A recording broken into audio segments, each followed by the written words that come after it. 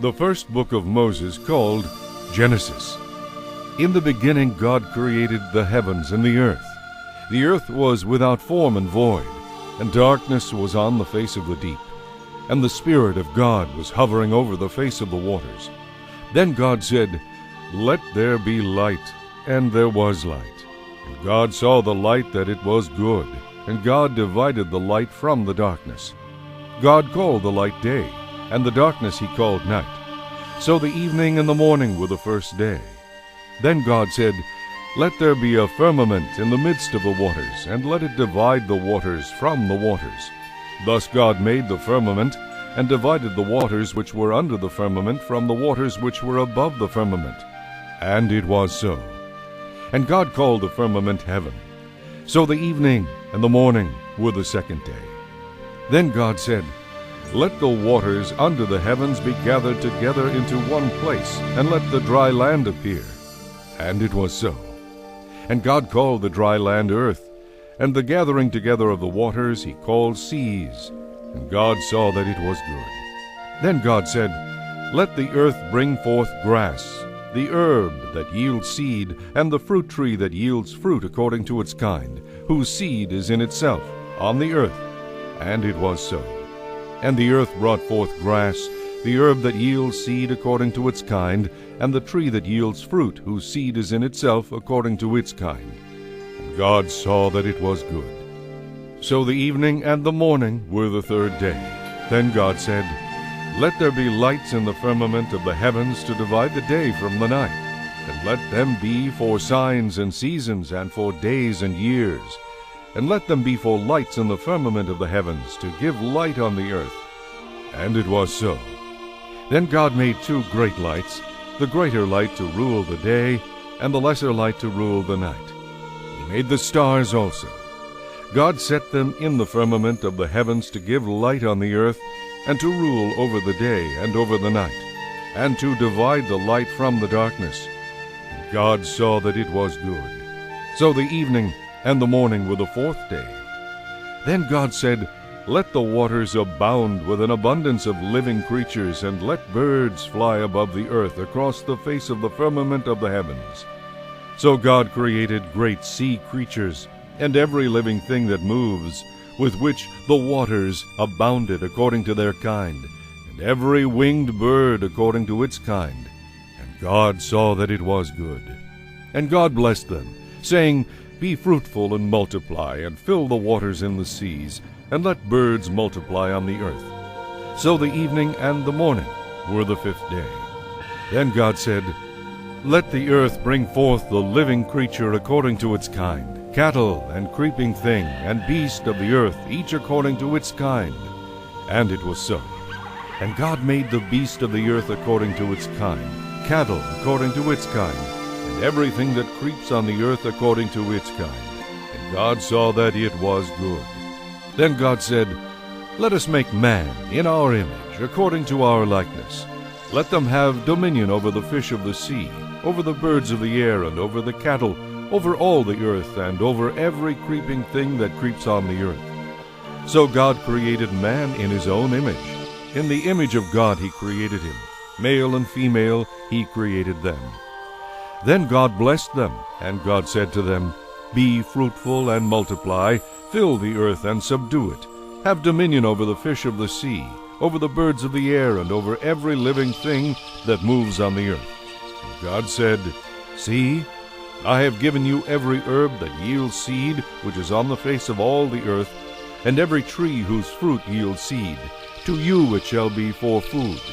Also to every beast of the earth, to every bird of the air, and to everything that creeps on the earth, in which there is life, I have given every green herb for food." And it was so. Then God saw everything that he had made, and indeed it was very good. So the evening and the morning were the sixth day. Chapter 2. Thus the heavens and the earth and all the host of them were finished. And on the seventh day God ended his work which he had done, and he rested on the seventh day from all his work which he had done. Then God blessed the seventh day and sanctified it, because in it he rested from all his work which God had created and made. This is the history of the heavens and the earth when they were created, in the day that the Lord made the earth and the heavens, before any plant of the field was in the earth, and before any herb of the field had grown. For the Lord God had not caused it to rain on the earth, and there was no man to till the ground. But a mist went up from the earth and watered the whole face of the ground. And the Lord God formed man of the dust of the ground, and breathed into his nostrils the breath of life. Man became a living being. The Lord God planted a garden eastward in Eden, and there he put the man whom he had formed. And out of the ground the Lord God made every tree grow that is pleasant to the sight and good for food. The tree of life was also in the midst of the garden, and the tree of the knowledge of good and evil. Now a river went out of Eden to water the garden, and from there it parted and became 4 river heads. The name of the first is Pishon. It is the one which skirts the whole land of Havilah, where there is gold. And the gold of that land is good. Bdellium and onyx stone are there. The name of the second river is Gihon. It is the one which goes around the whole land of Cush. The name of the third river is Hiddekel. It is the one which goes toward the east of Assyria. The fourth is the Euphrates. Then the Lord God took the man and put him in the Garden of Eden to tend and keep it. And the Lord God commanded the man, saying, Of every tree of the garden you may freely eat, but of the tree of the knowledge of good and evil you shall not eat, for in the day that you eat of it you shall surely die. And the Lord God said, It is not good that man should be alone. I will make a helper comparable to him. Out of the ground the Lord God formed every beast of the field, and every bird of the air, and brought them to Adam to see what he would call them. And whatever Adam called each living creature, that was its name. So Adam gave names to all cattle, to the birds of the air, and to every beast of the field. But for Adam there was not found a helper comparable to him. And the Lord God caused a deep sleep to fall on Adam, and he slept. And he took one of his ribs, and closed up the flesh in its place. Then the rib which the Lord God had taken from man he made into a woman, and he brought her to the man. And Adam said, This is now bone of my bones, and flesh of my flesh. She shall be called woman, because she was taken out of man. Therefore a man shall leave his father and mother, and be joined to his wife, and they shall become one flesh. And they were both naked, the man and his wife, and were not ashamed. Chapter 3. Now the serpent was more cunning than any beast of the field which the Lord God had made. And he said to the woman, Has God indeed said, You shall not eat of every tree in the garden? And the woman said to the serpent, We may eat the fruit of the trees of the garden, but of the fruit of the tree which is in the midst of the garden, God has said, You shall not eat it, nor shall you touch it, lest you die. Then the serpent said to the woman, You will surely not die. For God knows that in the day you eat of it your eyes will be opened, and you will be like God, knowing good and evil. So when the woman saw that the tree was good for food, that it was pleasant to the eyes, and a tree desirable to make one wise, she took of its fruit and ate. She also gave to her husband with her, and he ate. Then the eyes of both of them were opened, and they knew that they were naked, and they sewed fig leaves together and made themselves coverings. And they heard the sound of the Lord walking in the garden in the cool of the day, and Adam and his wife hid themselves from the presence of the Lord God among the trees of the garden. Then the Lord God called to Adam and said to him, Where are you? So he said, I heard your voice in the garden, and I was afraid because I was naked, and I hid myself. And he said, Who told you that you were naked? Have you eaten from the tree of which I commanded you that you should not eat? Then the man said, The woman whom you gave to be with me, she gave me of the tree, and I ate. And the Lord God said to the woman, What is this you have done? The woman said, The serpent deceived me, and I ate. So the Lord God said to the serpent, Because you have done this, you are cursed more than all cattle, and more than every beast of the field. On your belly you shall go, and you shall eat dust all the days of your life. And I will put enmity between you and the woman, and between your seed and her seed. He shall bruise your head, and you shall bruise his heel. To the woman he said, I will greatly multiply your sorrow and your conception. In pain you shall bring forth children. Your desire shall be for your husband, and he shall rule over you. Then to Adam he said, Because you have heeded the voice of your wife, and have eaten from the tree of which I commanded you, saying, You shall not eat of it. Cursed is the ground for your sake. In toil you shall eat of it all the days of your life. But thorns and thistles it shall bring forth for you, and you shall eat the herb of the field. In the sweat of your face you shall eat bread, till you return to the ground. For out of it you were taken, for dust you are, and to dust you shall return.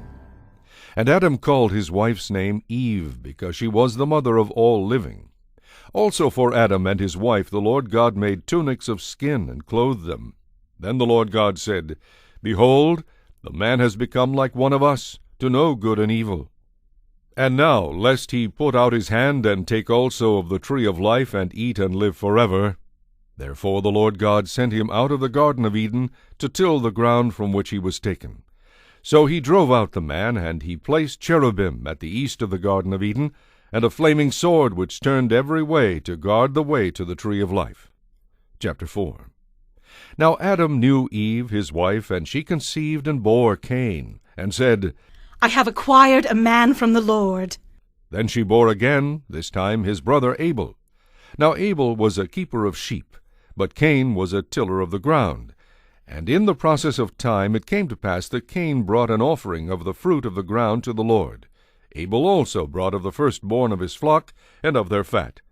And the Lord respected Abel and his offering, but he did not respect Cain and his offering. And Cain was very angry, and his countenance fell. So the Lord said to Cain, Why are you angry, and why has your countenance fallen? If you do well, will you not be accepted? And if you do not do well, sin lies at the door, and its desire is for you, but you should rule over it. Now Cain talked with Abel his brother, and it came to pass when they were in the field that Cain rose up against Abel his brother, and killed him. Then the Lord said to Cain, Where is Abel your brother? He said, I do not know. Am I my brother's keeper? And he said, What have you done? The voice of your brother's blood cries out to me from the ground. So now you are cursed from the earth, which has opened its mouth to receive your brother's blood from your hand. When you till the ground, it shall no longer yield its strength to you. A fugitive and a vagabond you shall be on the earth. And Cain said to the Lord, My punishment is greater than I can bear. Surely you have driven me out this day from the face of the ground. I shall be hidden from your face. I shall be a fugitive and a vagabond on the earth, and it will happen that anyone who finds me will kill me.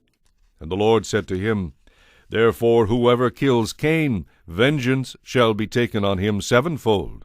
And the Lord set a mark on Cain, lest anyone finding him should kill him. Then Cain went out from the presence of the Lord, and dwelt in the land of Nod on the east of Eden. And Cain knew his wife, and she conceived and bore Enoch. And he built a city, and called the name of the city after the name of his son Enoch. To Enoch was born Ired, and Ired begot Mehujael, and Mehujael begot Methushael, and Methushael begot Lamech. Then Lamech took for himself 2 wives. The name of one was Adah, and the name of the second was Zillah. And Adah bore Jabal. He was the father of those who dwell in the tents and have livestock. His brother's name was Jubal. He was the father of all those who play the harp and flute. And as for Zillah, she also bore Tubal-Cain, an instructor of every craftsman in bronze and iron. And the sister of Tubal-Cain was Naamah. Then Lamech said to his wives, Adah and Zillah, hear my voice.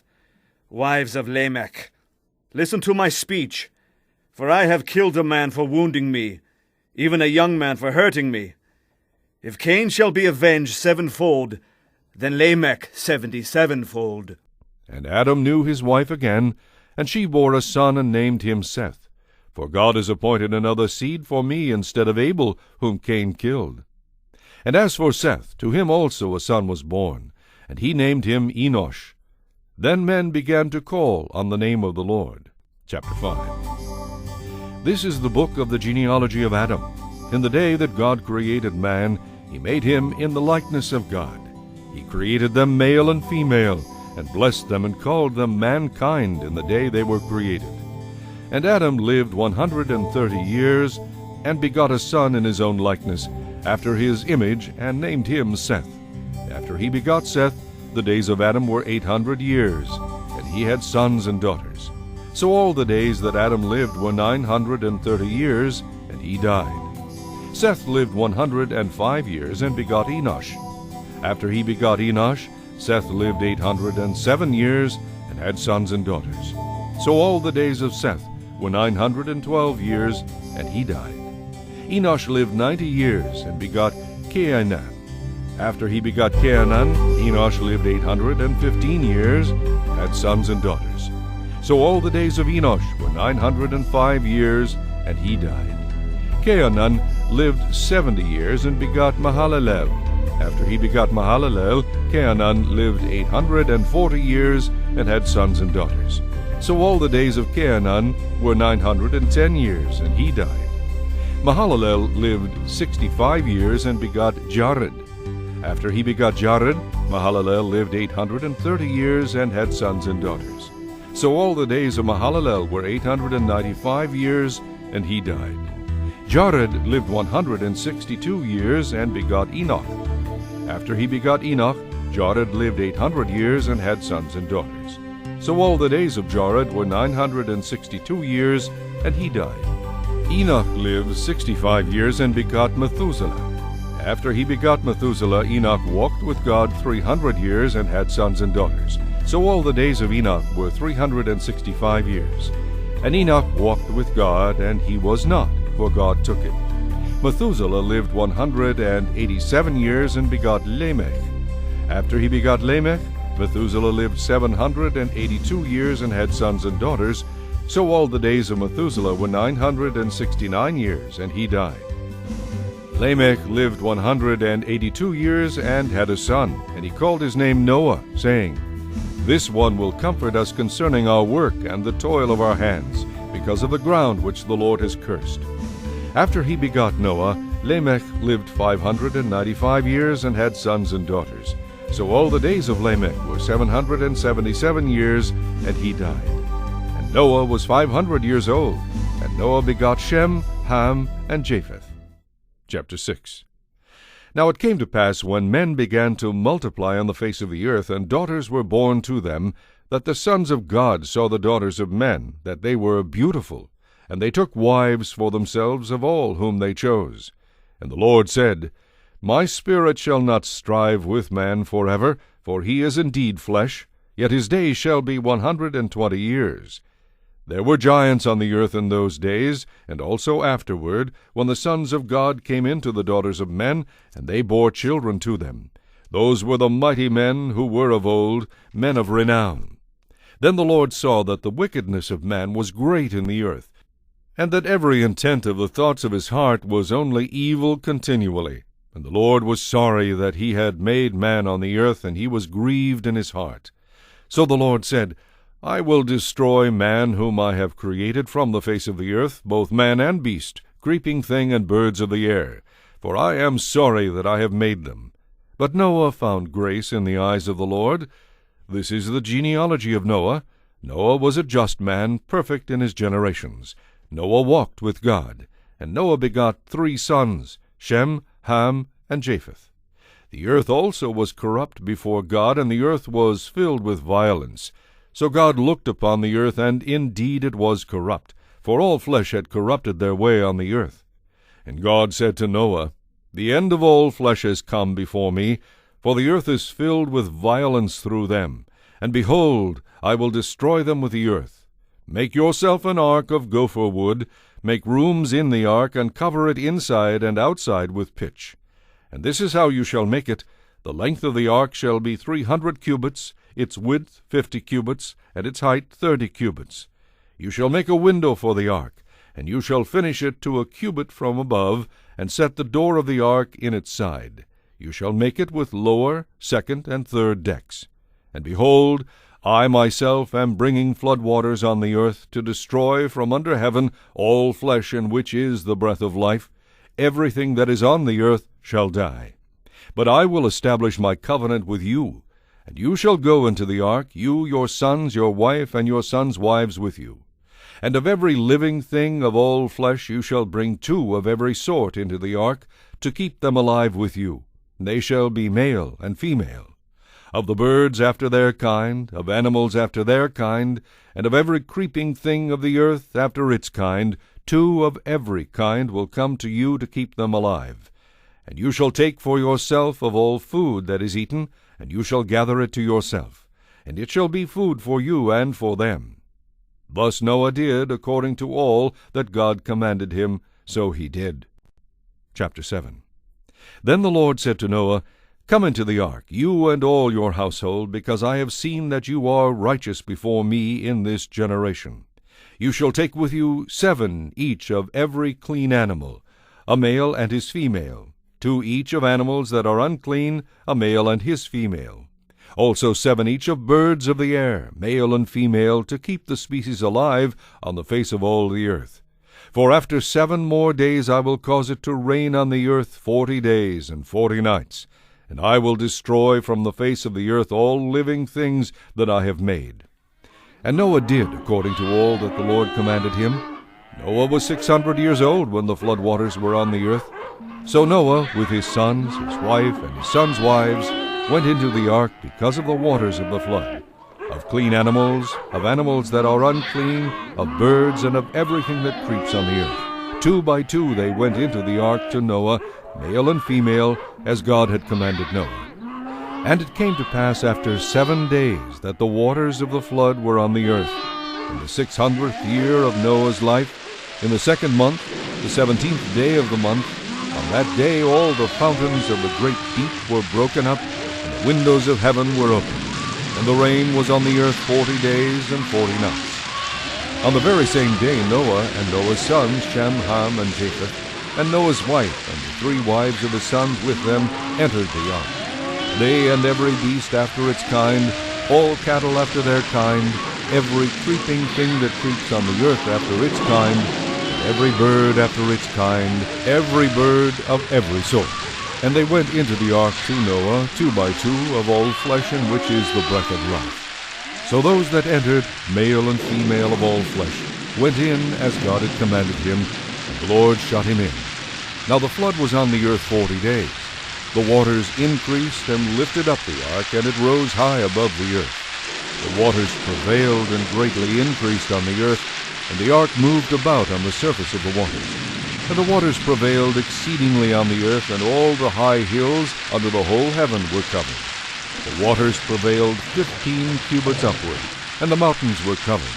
And all flesh died that moved on the earth, birds and cattle and beasts, and every creeping thing that creeps on the earth, and every man, all in whose nostrils was the breath of the Spirit of life, all that was on the dry land died.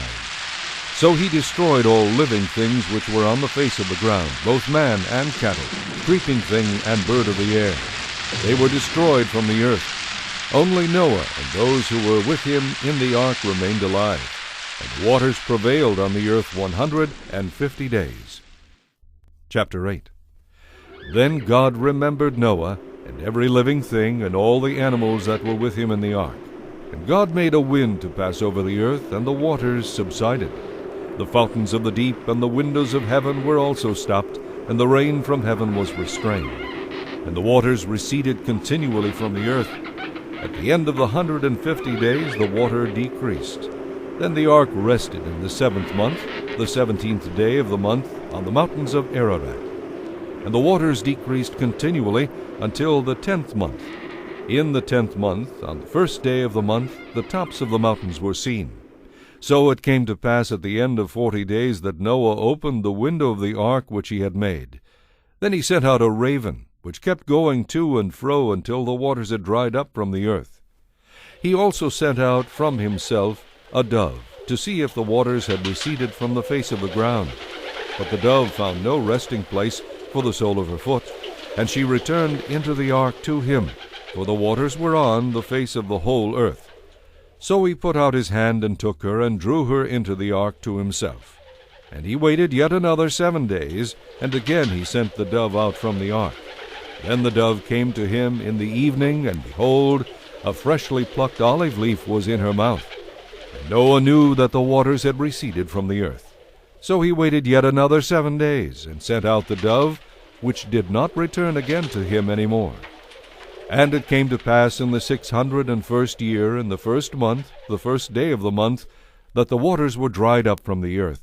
And Noah removed the covering of the ark, and looked, and indeed the surface of the ground was dry. And in the 2nd month, on the 27th day of the month, the earth was dried. Then God spoke to Noah, saying, Go out of the ark, you and your wife, and your sons wives with you. Bring out with you every living thing of all flesh that is with you, birds and cattle, and every creeping thing that creeps on the earth, so that they may abound on the earth, and be fruitful and multiply on the earth. So Noah went out, and his sons and his wife and his sons' wives with him.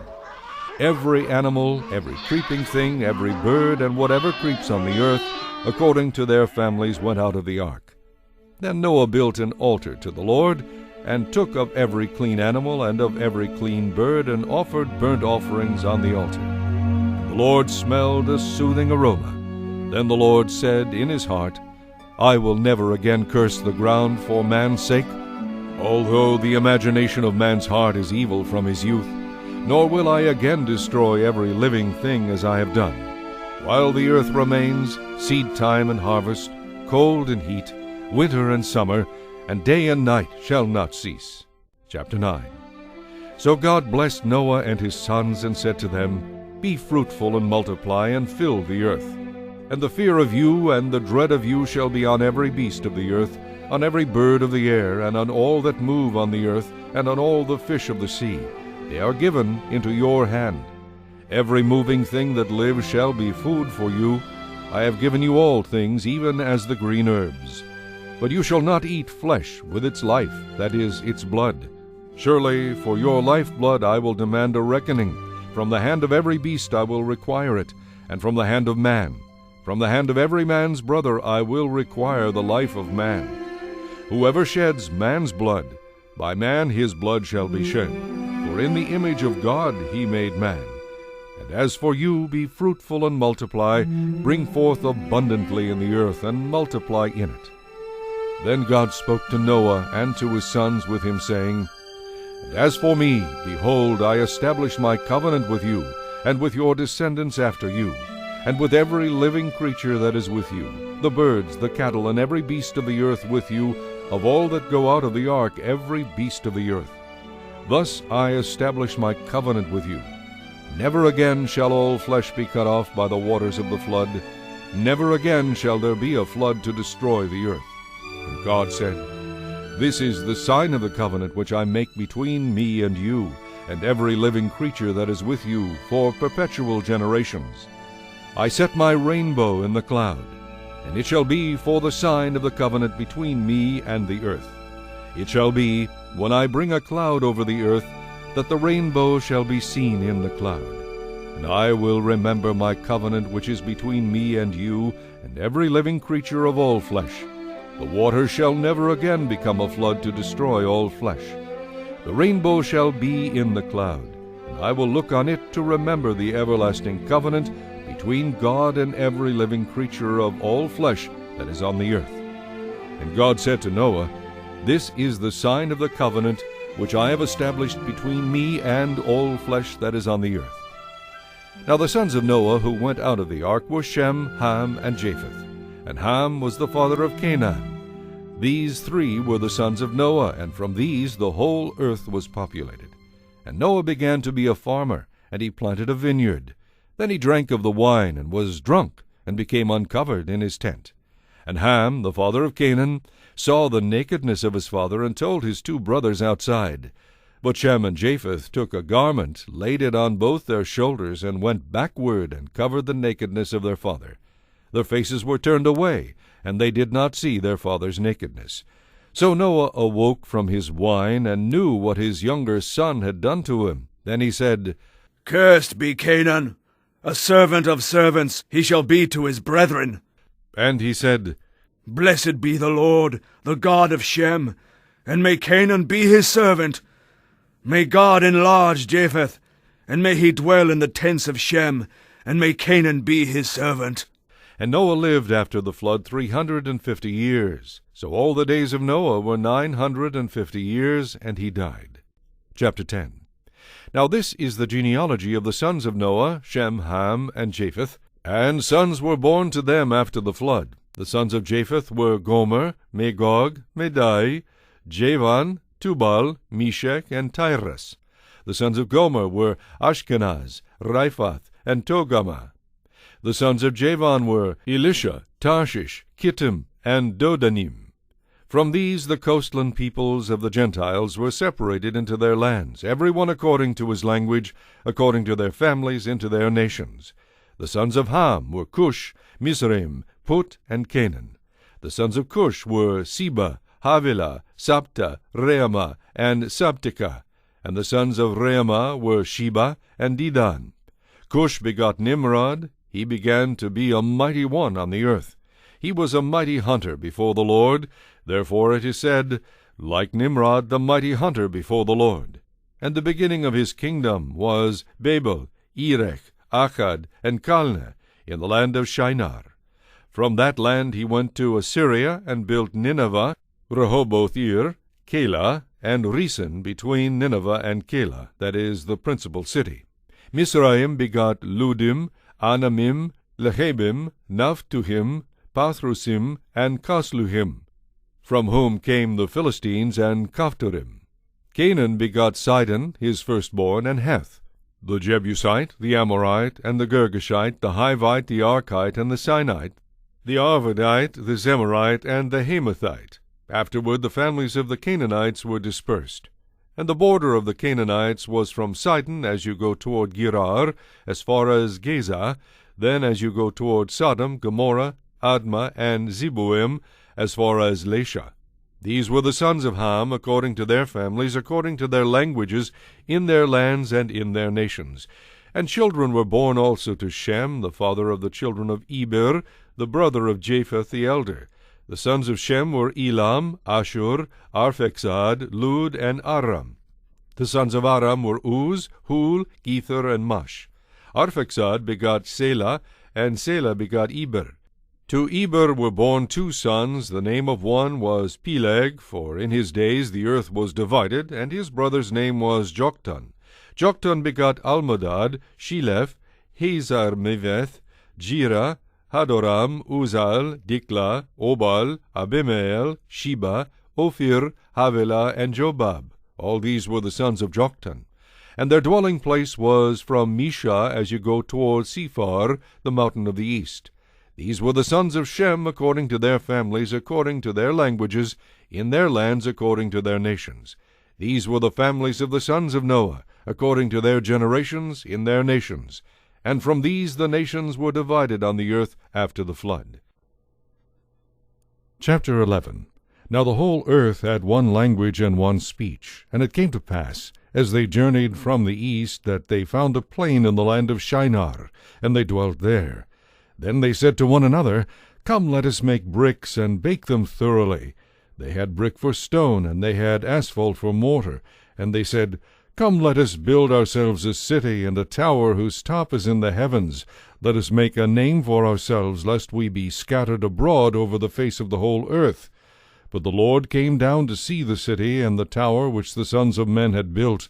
And the Lord said, Indeed, the people are one, and they all have one language, and this is what they begin to do. Now nothing that they propose to do will be withheld from them. Come, let us go down, and there confuse their language, that they may not understand one another's speech.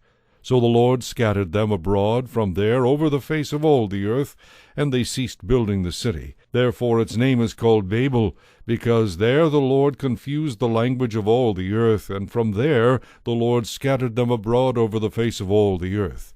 This is the genealogy of Shem. Shem was 100 years old, and begot Arphaxad 2 years after the flood. After he begot Arphaxad, Shem lived 500 years, and begot sons and daughters. Arphaxad lived 35 years and begot Selah. After he begot Selah, Arphaxad lived 403 years and begot sons and daughters. Selah lived 30 years and begot Eber. After he begot Eber, Selah lived 403 years and begot sons and daughters. Eber lived 34 years and begot Peleg. After he begot Peleg, Eber lived 430 years and begot sons and daughters. Peleg lived 30 years and begot Reu. After he begot Reu, Peleg lived 209 years and begot sons and daughters. Reu lived 32 years and begot Serug. After he begot Serug, Reu lived 207 years and begot sons and daughters. Serug lived 30 years and begot Nahor. After he begot Nahor, Serug lived 200 years and begot sons and daughters. Nahor lived 29 years and begot Terah. After he begot Terah, Nahor lived 119 years and begot sons and daughters. Now Terah lived 70 years and begot Abram, Nahor, and Haran. This is the genealogy of Terah. Terah begot Abram, Nahor, and Haran. Haran begot Lot. And Haran died before his father Terah in his native land, in Ur of the Chaldeans. Then Abram and Nahor took wives. The name of Abram's wife was Sarai, and the name of Nahor's wife Milcah, the daughter of Haran, the father of Milcah, and the father of Iscah. But Sarai was barren, she had no child. And Terah took his son Abram and his grandson Lot, the son of Haran, and his daughter-in-law Sarai, his son Abram's wife, and they went out with them from Ur of the Chaldeans to go to the land of Canaan. And they came to Haran and dwelt there. So the days of Terah were 205 years, and Terah died in Haran. Chapter 12. Now the Lord had said to Abram, Get out of your country, from your family, and from your father's house, to a land that I will show you. I will make you a great nation. I will bless you and make your name great, and you shall be a blessing. I will bless those who bless you, and I will curse him who curses you. And in you all the families of the earth shall be blessed. So Abram departed as the Lord had spoken to him, and Lot went with him. And Abram was 75 years old when he departed from Haran. Then Abram took Sarai his wife, and Lot his brother's son, and all their possessions that they had gathered, and the people whom they had acquired in Haran, and they departed to go to the land of Canaan. So they came to the land of Canaan. Abram passed through the land to the place of Shechem, as far as the terebinth tree of Moreh, and the Canaanites were then in the land. Then the Lord appeared to Abram and said, To your descendants I will give this land. And there he built an altar to the Lord who had appeared to him. And he moved from there to the mountain east of Bethel, and he pitched his tent with Bethel on the west and Ai on the east. There he built an altar to the Lord and called on the name of the Lord. So Abram journeyed, going on still toward the south. Now there was a famine in the land, and Abram went down to Egypt to dwell there, for the famine was severe in the land. And it came to pass, when he was close to entering Egypt, that he said to Sarai his wife, Indeed, I know that you are a woman of beautiful countenance. Therefore it will happen when the Egyptians see you, that they will say, This is his wife, and they will kill me, but they will let you live. Please say you are my sister, that it may be well with me for your sake, and that I may live because of you. So it was, when Abram came into Egypt, that the Egyptians saw the woman, that she was very beautiful. The princes of Pharaoh also saw her, and commended her to Pharaoh. And the woman was taken to Pharaoh's house. He treated Abram well for her sake. He had sheep, oxen, male donkeys, male and female servants, female donkeys, and camels. But the Lord plagued Pharaoh and his house with great plagues because of Sarai, Abram's wife. And Pharaoh called Abram and said, What is this you have done to me? Why did you not tell me that she was your wife? Why did you say, She is my sister? I might have taken her as my wife. Now, therefore, here is your wife. Take her and go your way. So Pharaoh commanded his men concerning him, and they sent him away with his wife and all that he had. Chapter 13. Then Abram went up from Egypt, he and his wife and all that he had, and Lot with him, to the south. Abram was very rich in livestock, in silver, and in gold. And he went on his journey from the south as far as Bethel, to the place where his tent had been at the beginning, between Bethel and Ai.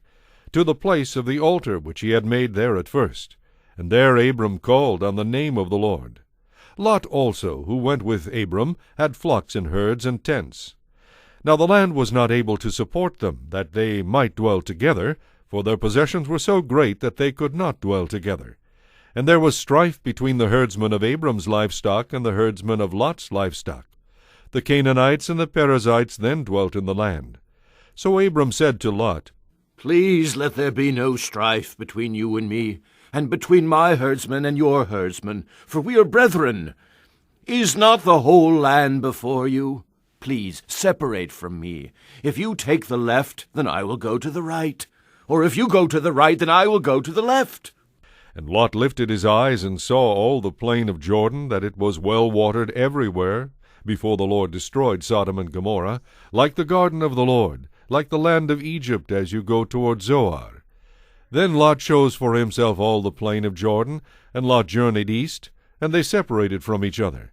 Abram dwelt in the land of Canaan, and Lot dwelt in the cities of the plain, and pitched his tent even as far as Sodom. But the men of Sodom were exceedingly wicked and sinful against the Lord. And the Lord said to Abram, after Lot had separated from him, Lift your eyes now, and look from the place where you are, northward, southward, eastward, and westward. For all the land which you see, I give to you and your descendants forever. And I will make your descendants as the dust of the earth, so that if a man could number the dust of the earth, then your descendants also could be numbered. Arise, walk in the land through its length and its width, for I give it to you. Then Abram moved his tent and went and dwelt by the terebinth tree of Mamre, which are in Hebron, and built an altar there to the Lord. Chapter 14. And it came to pass in the days of Amraphel king of Shinar, Arioch king of Elasar, and Chedorlaomer king of Elam, and Tidal king of nations, that they made war with Bera king of Sodom, Birsha king of Gomorrah, Shinab king of Admah, Shemeber king of Zeboim, and the king of Bela, that is Zoar. All these joined together in the valley of Siddim, that is the Salt Sea. 12 years they served Chedorlaomer, and in the 13th year they rebelled. In the 14th year Chedorlaomer and the kings that were with him came and attacked the Rephaim in Ashtaroth Karnaim, the Zuzim in Ham, the Emim in Sheveh Kiriathaim, and the Horites in their mountain of Seir, as far as El Paran, which is by the wilderness. Then they turned back and came to En Mishpat, that is Kadesh, and attacked all the country of the Amalekites, and also the Amorites, who dwelt in Hazazon Tamar. And the king of Sodom, the king of Gomorrah, the king of Admah, the king of Zeboim, and the king of Bela, that is Zoar, went out and joined together in battle in the valley of Siddim, against Chedorlaomer, king of Elam, Tidal king of nations, Amraphel king of Shinar, and Arioch king of Elasar, 4 kings against 5. Now the valley of Siddim was full of asphalt pits, and the kings of Sodom and Gomorrah fled. Some fell there, and the remainder fled to the mountains. Then they took all the goods of Sodom and Gomorrah, and all their provisions, and went their way. They also took Lot, Abram's brother's son, who dwelt in Sodom, and his goods, and departed. Then one who had escaped came and told Abram the Hebrew, for he dwelt by the terebinth trees of Mamre the Amorite, brother of Eshcol, and brother of Aner, and they were allies with Abram. Now when Abram heard that his brother was taken captive, he armed his 318 trained servants who were born in his own house, and went in pursuit as far as Dan. He divided his forces against them by night, and he and his servants attacked them and pursued them as far as Hobah, which is north of Damascus. So he brought back all the goods, and also brought back his brother Lot and his goods, as well as the women and the people. And the king of Sodom went out to meet him at the valley of Sheveh, that is the king's valley, after his return from the defeat of Chedorlaomer, and the kings who were with him. Then Melchizedek king of Salem brought out bread and wine. He was the priest of God Most High.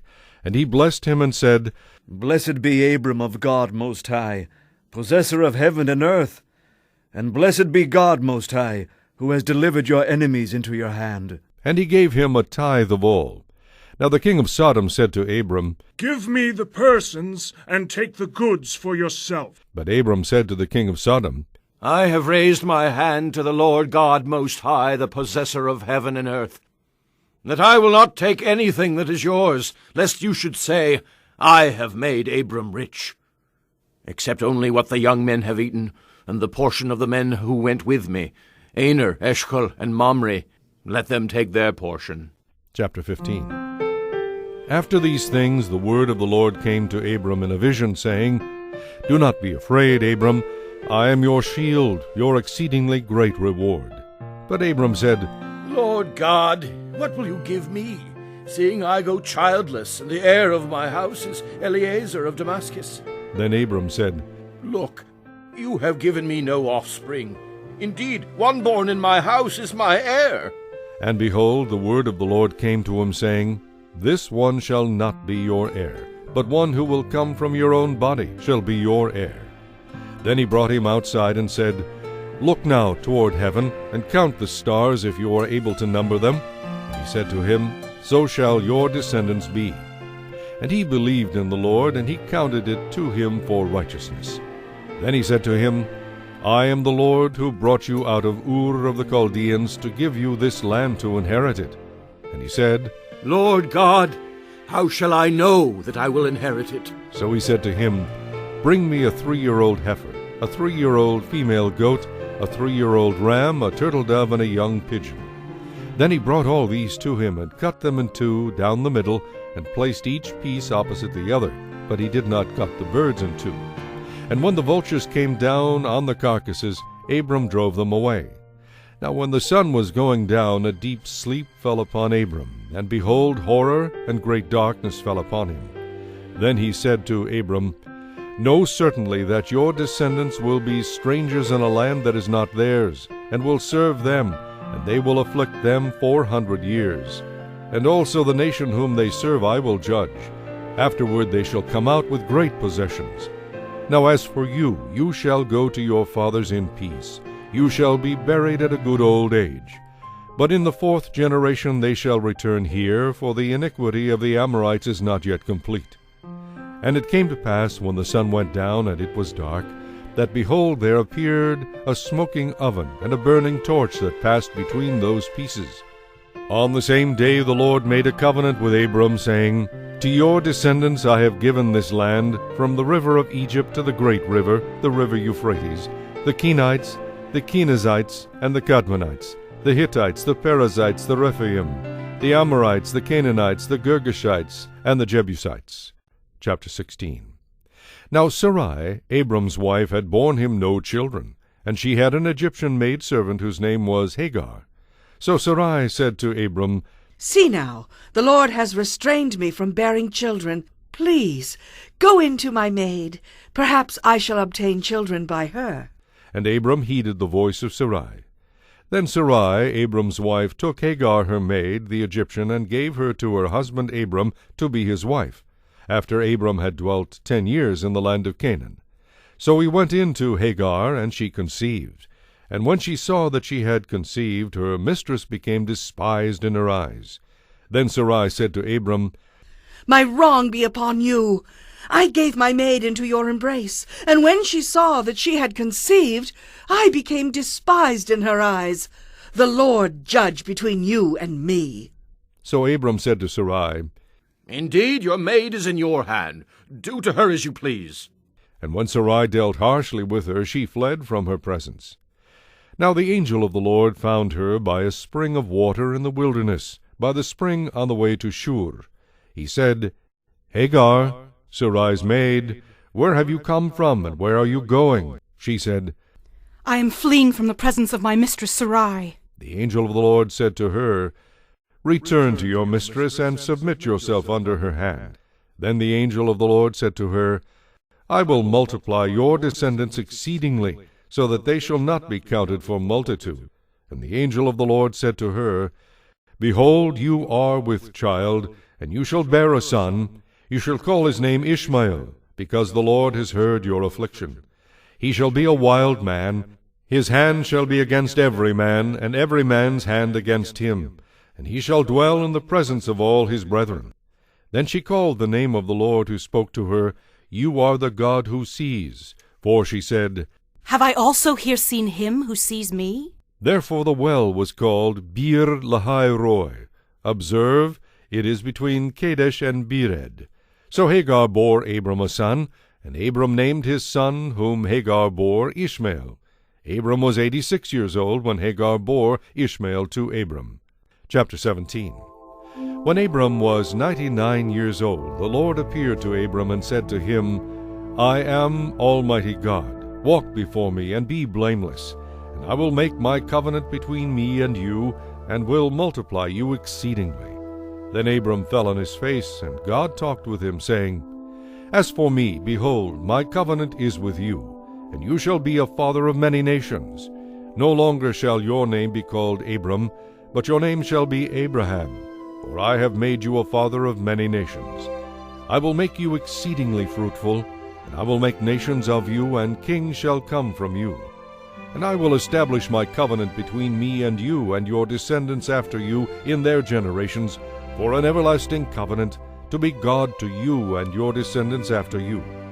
Also I give to you and your descendants after you the land in which you are a stranger, all the land of Canaan, as an everlasting possession, and I will be their God.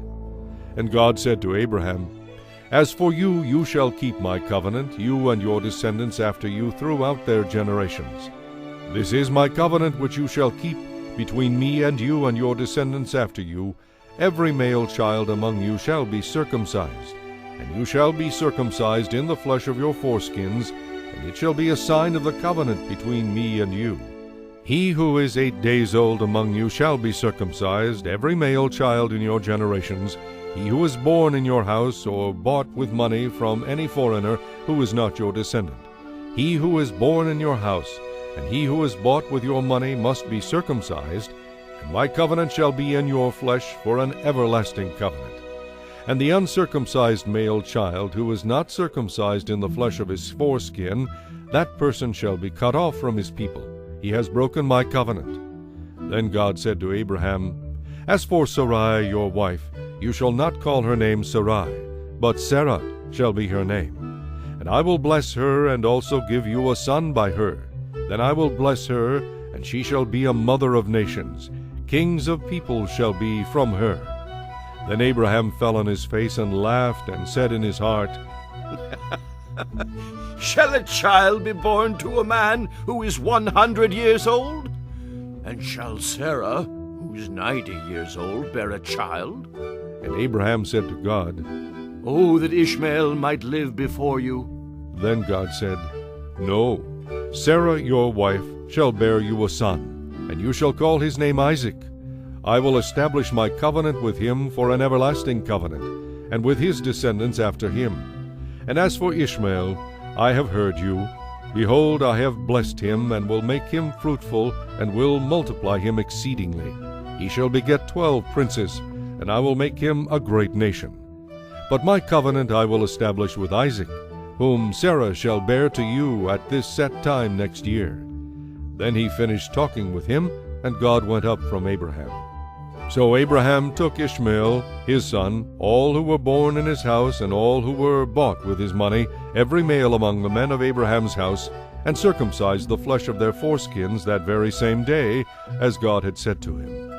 Abraham was 99 years old when he was circumcised in the flesh of his foreskin. And Ishmael his son was 13 years old when he was circumcised in the flesh of his foreskin. That very same day Abraham was circumcised, and his son Ishmael, and all the men of his house born in the house or bought with money from a foreigner were circumcised with him. Chapter 18. Then the Lord appeared to him by the terebinth trees of Mamre, as he was sitting in the tent door in the heat of the day. So he lifted his eyes and looked, and behold, 3 men were standing by him. And when he saw them, he ran from the tent door to meet them, and bowed himself to the ground, and said, My Lord, if I have now found favor in your sight, do not pass on by your servant. Please let a little water be brought, and wash your feet, and rest yourselves under the tree. And I will bring a morsel of bread, that you may refresh your hearts. After that you may pass by, inasmuch as you have come to your servant. They said, Do as you have said. So Abraham hurried into the tent to Sarah and said, Quickly, make ready 3 measures of fine meal, knead it, and make cakes. And Abraham ran to the herd, took a tender and good calf, gave it to a young man, and he hastened to prepare it. So he took butter and milk and the calf which he had prepared, and set it before them, and he stood by them under the tree as they ate. Then they said to him, Where is Sarah, your wife? So he said, Here, in the tent. Here in the tent. And he said, I will certainly return to you, according to the time of life. And behold, Sarah, your wife, shall have a son.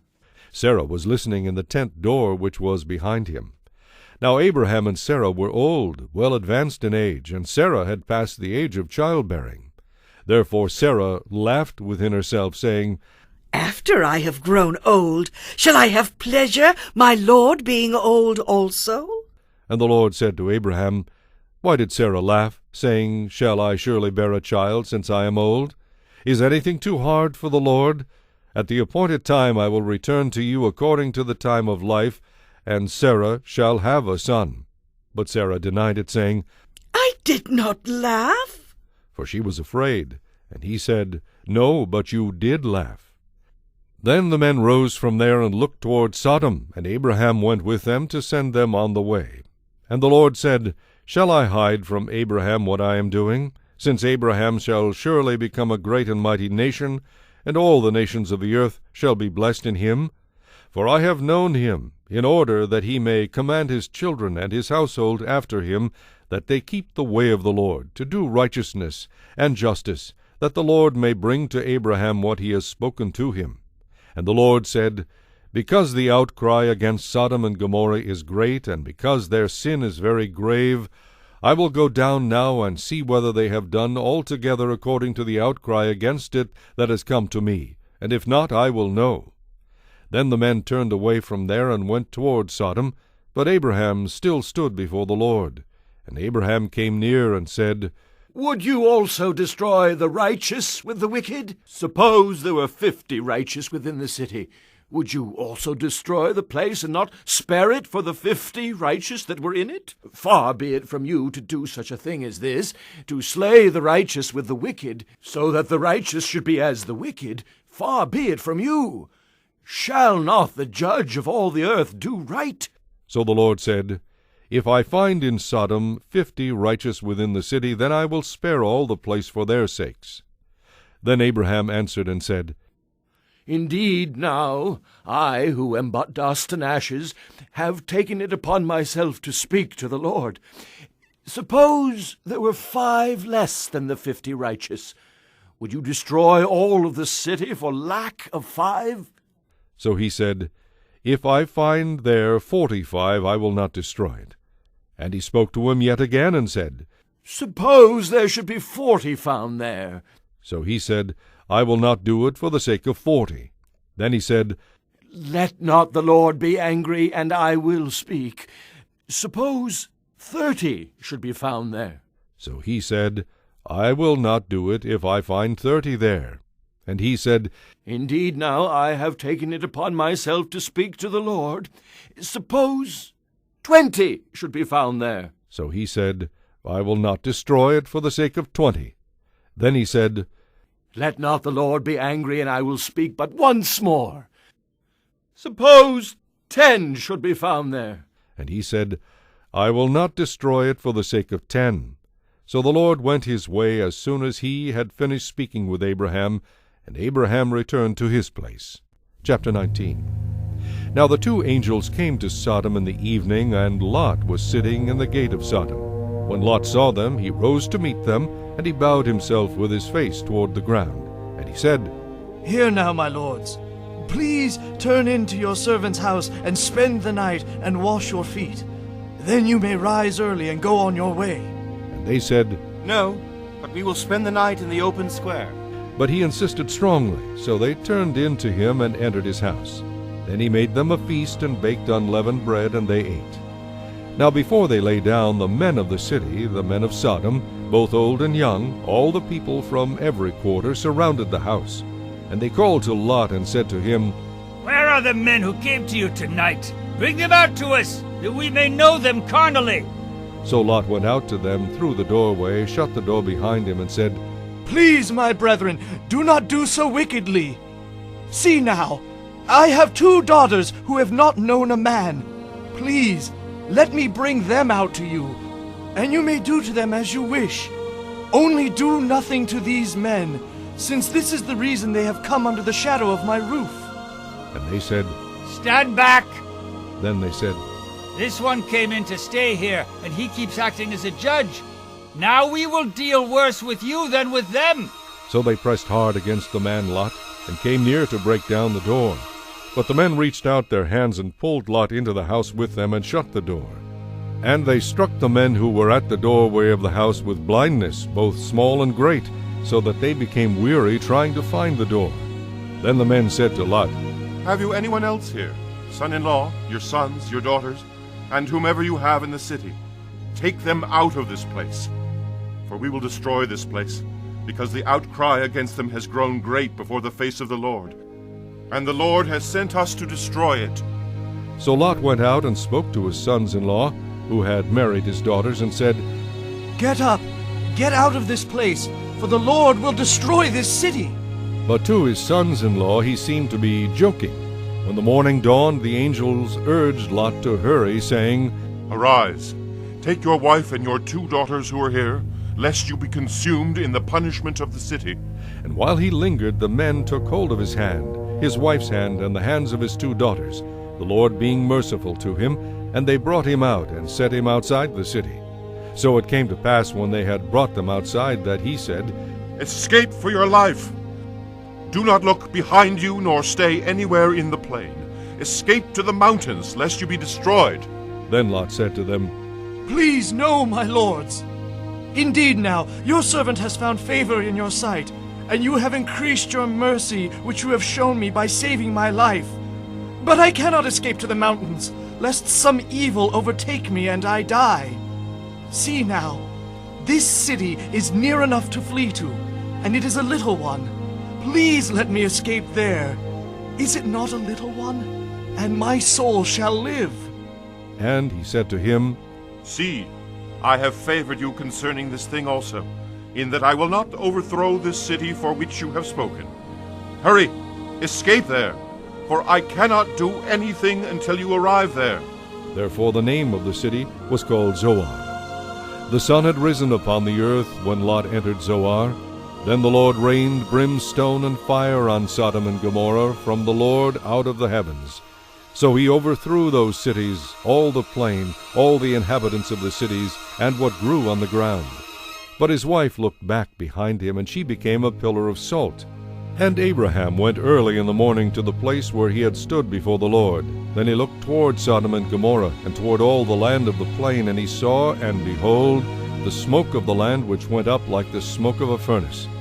And it came to pass, when God destroyed the cities of the plain, that God remembered Abraham, and sent Lot out of the midst of the overthrow, when he overthrew the cities in which Lot had dwelt.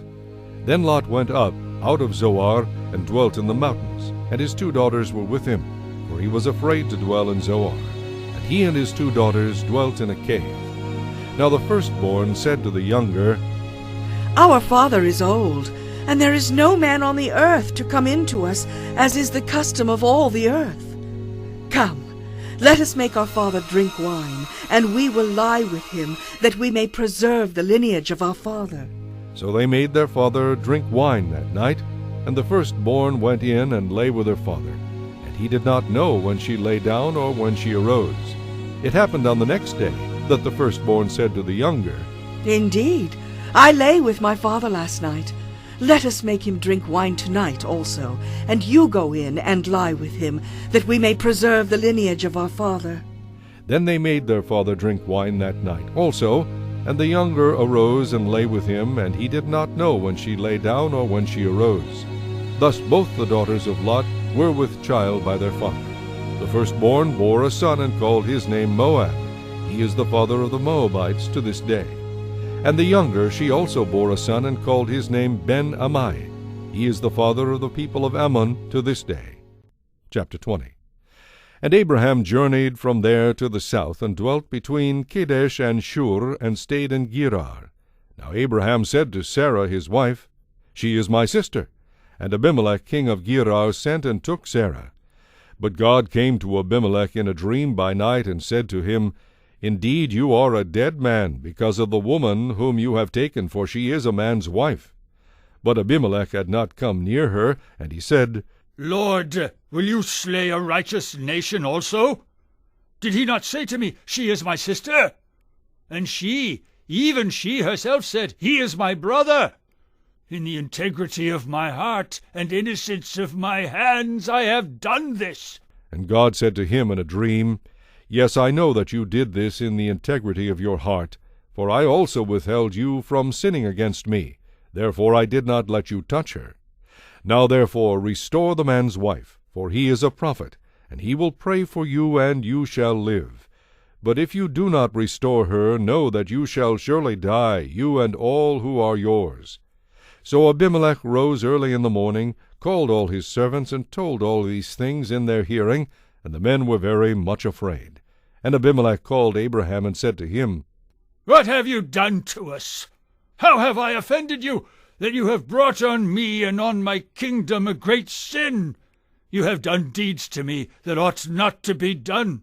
Then Abimelech said to Abraham, What did you have in view, that you have done this thing? And Abraham said, Because I thought, Surely the fear of God is not in this place, and they will kill me on account of my wife. But indeed she is truly my sister. She's the daughter of my father, but not the daughter of my mother, and she became my wife. And it came to pass, when God caused me to wander from my father's house, that I said to her, This is your kindness that you should do for me. In every place, wherever we go, say of me, He is my brother. Then Abimelech took sheep, oxen, and male and female servants, and gave them to Abraham, and he restored Sarah his wife to him. And Abimelech said, See, my land is before you. Dwell where it pleases you. Then to Sarah he said, Behold, I have given your brother 1,000 pieces of silver. Indeed, this vindicates you before all who are with you and before everybody. Thus she was rebuked. So Abraham prayed to God, and God healed Abimelech, his wife, and his female servants.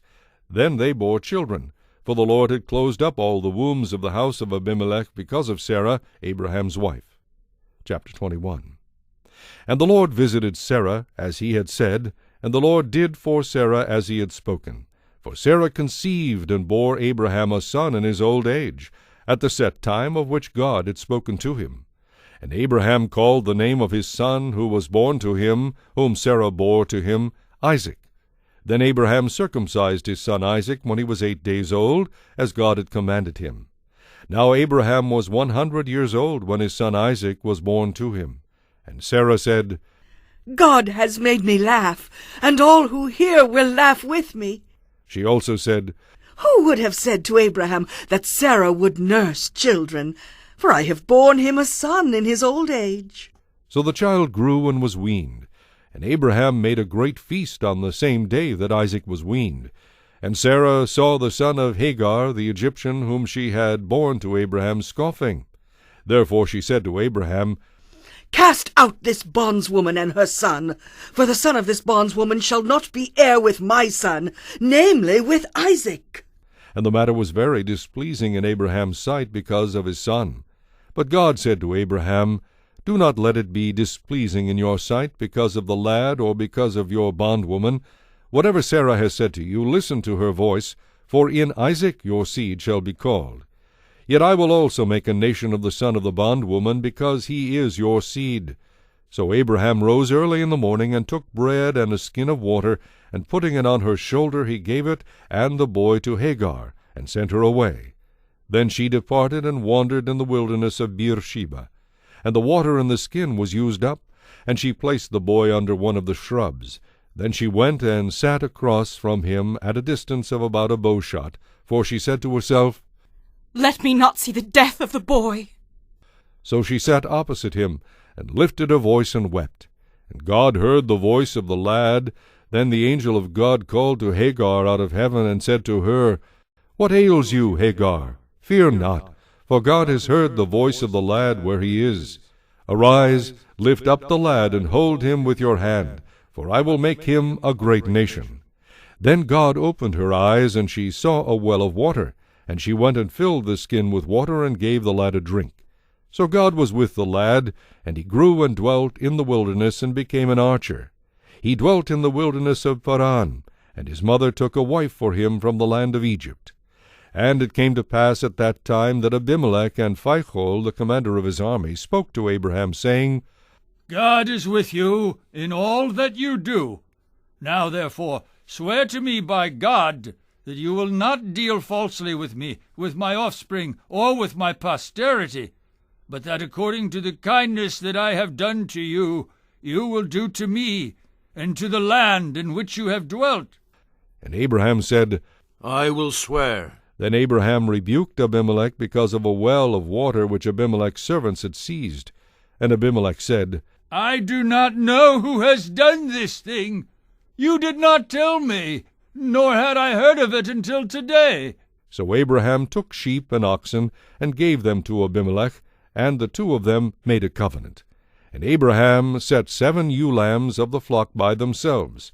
Then Abimelech asked Abraham, What is the meaning of these 7 ewe lambs which you have set by themselves? And he said, You will take these 7 ewe lambs from my hand, that they may be my witness that I have dug this well. Therefore he called that place Beersheba, because the two of them swore an oath there. Thus they made a covenant at Beersheba. So Abimelech rose with Phicol, the commander of his army, and they returned to the land of the Philistines. Then Abraham planted a tamarisk tree in Beersheba, and there called on the name of the Lord, the everlasting God. And Abraham stayed in the land of the Philistines many days. Chapter 22. Now it came to pass after these things that God tested Abraham and said to him, Abraham, and he said, Here I am. Then he said, Take now your son, your only son Isaac, whom you love, and go to the land of Moriah, and offer him there as a burnt offering on one of the mountains of which I shall tell you. So Abraham rose early in the morning, and saddled his donkey, and took 2 of his young men with him, and Isaac his son. And he split the wood for the burnt offering, and arose and went to the place of which God had told him. Then on the 3rd day Abraham lifted his eyes, and saw the place afar off. And Abraham said to his young men, Stay here with the donkey. The lad and I will go yonder and worship, and we will come back to you. So Abraham took the wood of the burnt offering, and laid it on Isaac his son. And he took the fire in his hand, and a knife, and the 2 of them went together. But Isaac spoke to Abraham his father, and said, My father. And he said, Here I am, my son. Then he said, Look, the fire and the wood, but where is the lamb for the burnt offering? And Abraham said, My son, God will provide for himself the lamb for a burnt offering. So the 2 of them went together. Then they came to the place of which God had told him. And Abraham built an altar there, and placed the wood in order. And he bound Isaac his son, and laid him on the altar upon the wood. And Abraham stretched out his hand, and took the knife to slay his son. But the angel of the Lord called to him from heaven, and said, Abraham, Abraham. So he said, Here I am. And he said, Do not lay your hand on the lad, or do anything to him. For now I know that you fear God, since you have not withheld your son, your only son, from me. Then Abraham lifted his eyes and looked, and there behind him was a ram caught in a thicket by its horns. So Abraham went and took the ram, and offered it up for a burnt offering instead of his son. And Abraham called the name of the place, The Lord will provide, as it is said to this day, In the mount of the Lord it shall be provided. Then the angel of the Lord called to Abraham a second time out of heaven, and said, By myself I have sworn, says the Lord, because you have done this thing, and have not withheld your son, your only son, blessing I will bless you, and multiplying I will multiply your descendants as the stars of the heaven, and as the sand which is on the seashore. And your descendants shall possess the gate of their enemies. In your seed all the nations of the earth shall be blessed, because you have obeyed my voice. So Abraham returned to his young men, and they rose and went together to Beersheba, and Abraham dwelt at Beersheba. Now it came to pass after these things, that it was told Abraham, saying, Indeed Milcah also has borne children to your brother Nahor. Puz his firstborn, Buz his brother, Kemuel the father of Aram, Chized, Hazo, Pildash, Jidlaph, and Bethuel. And Bethuel begot Rebekah. These 8 Milcah bore to Nahor, Abraham's brother. His concubine, whose name was Reumah, also bore Tebah, Geham, Thehash, and Maacah. Chapter 23. Sarah lived 127 years. These were the years of the life of Sarah. So Sarah died in Kirjath Arba, that is Hebron, in the land of Canaan, and Abraham came to mourn for Sarah and to weep for her. Then Abraham stood up from before his dead, and spoke to the sons of Heth, saying, I am a foreigner and a visitor among you. Give me property for a burial place among you, that I may bury my dead out of my sight. And the sons of Heth answered Abraham, saying to him, Hear us, my lord. You are a mighty prince among us. Bury your dead in the choicest of our burial places. None of us will withhold from you his burial place, that you may bury your dead. Then Abraham stood up and bowed himself to the people of the land, the sons of Heth. And he spoke with them, saying, If it is your wish that I bury my dead out of my sight, hear me, and meet with Ephron the son of Zohar for me, that he may give me the cave Machpelah, which he has, which is at the end of his field. Let him give it to me at the full price, as property for a burial place among you. Now Ephron dwelt among the sons of Heth, and Ephron the Hittite answered Abraham in the presence of the sons of Heth, all who entered at the gate of his city, saying, No, my lord, hear me. I give you the field and the cave that is in it. I give it to you in the presence of the sons of my people. I give it to you. Bury your dead. Then Abraham bowed himself down before the people of the land, and he spoke to Ephron in the hearing of the people of the land, saying, If you will give it, please hear me. I will give you money for the field. Take it from me, and I will bury my dead there. And Ephron answered Abraham, saying to him, My lord, listen to me. The land is worth 400 shekels of silver. What is that between you and me? So bury your dead.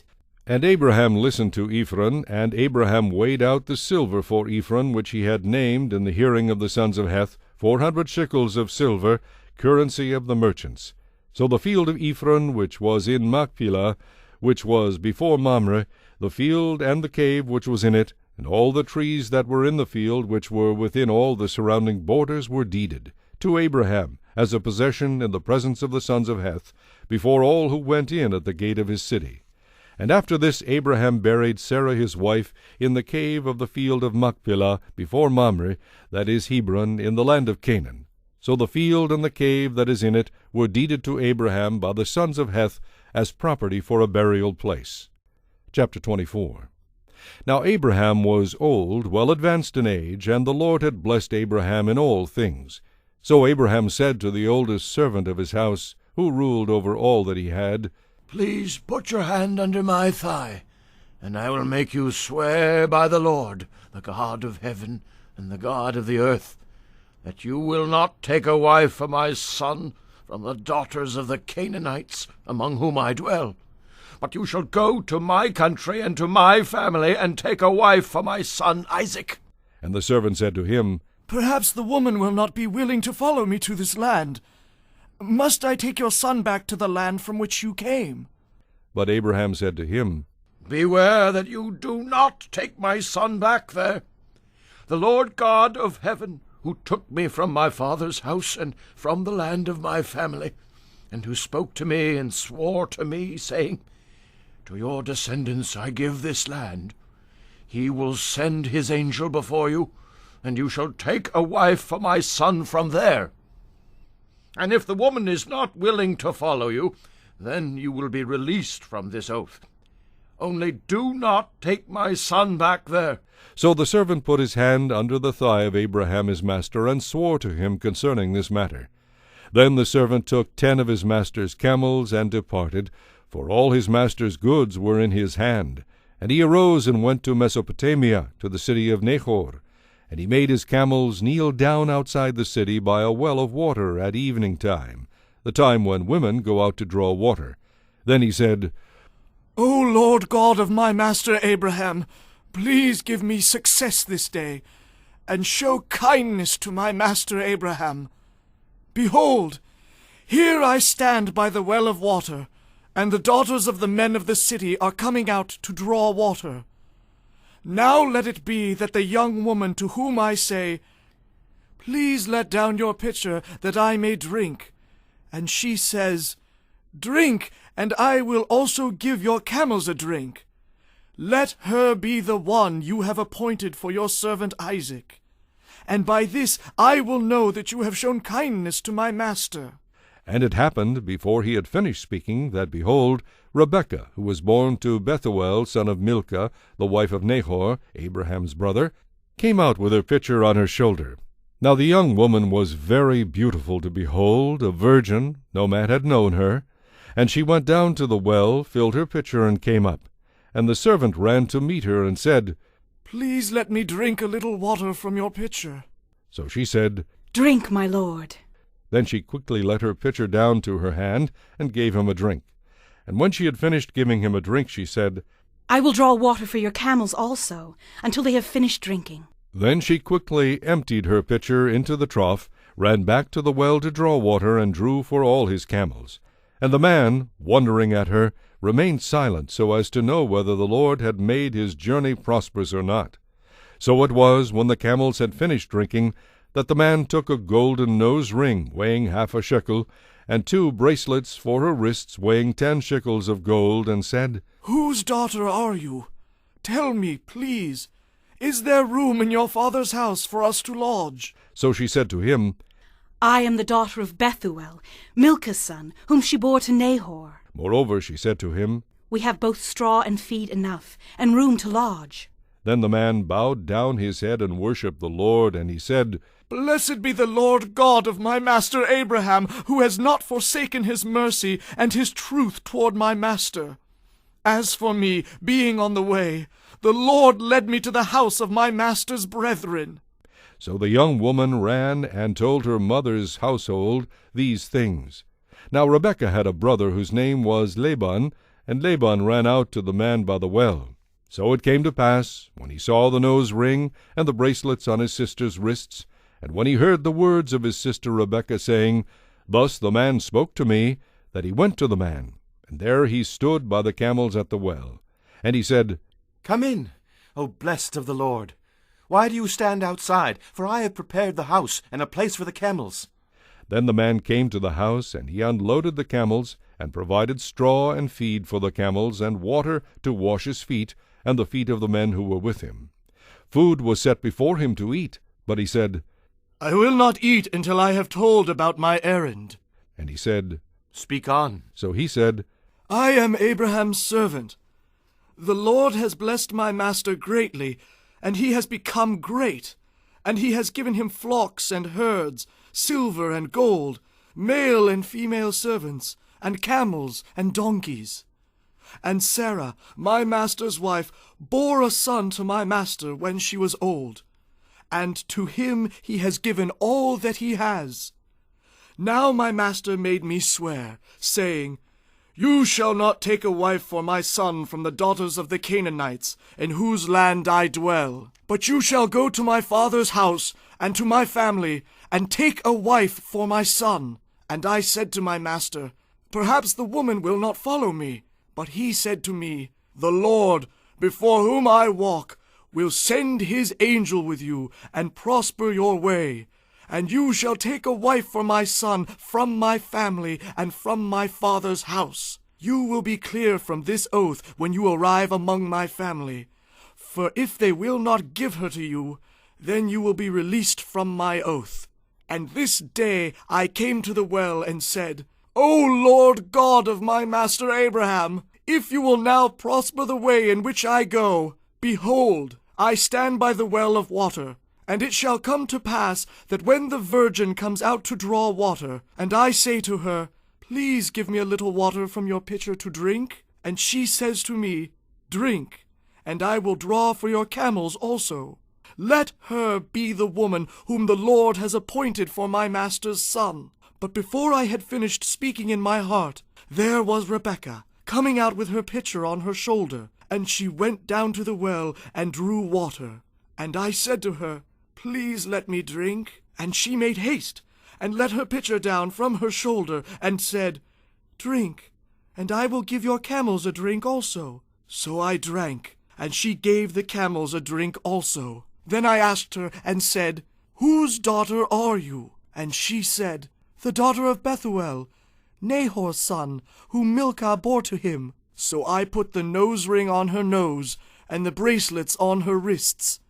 And I bowed my head, and worshipped the Lord, and blessed the Lord God of my master Abraham, who had led me in the way of truth, to take the daughter of my master's brother for his son. Now, if you will deal kindly and truly with my master, tell me, and if not, tell me, that I may turn to the right hand, or to the left.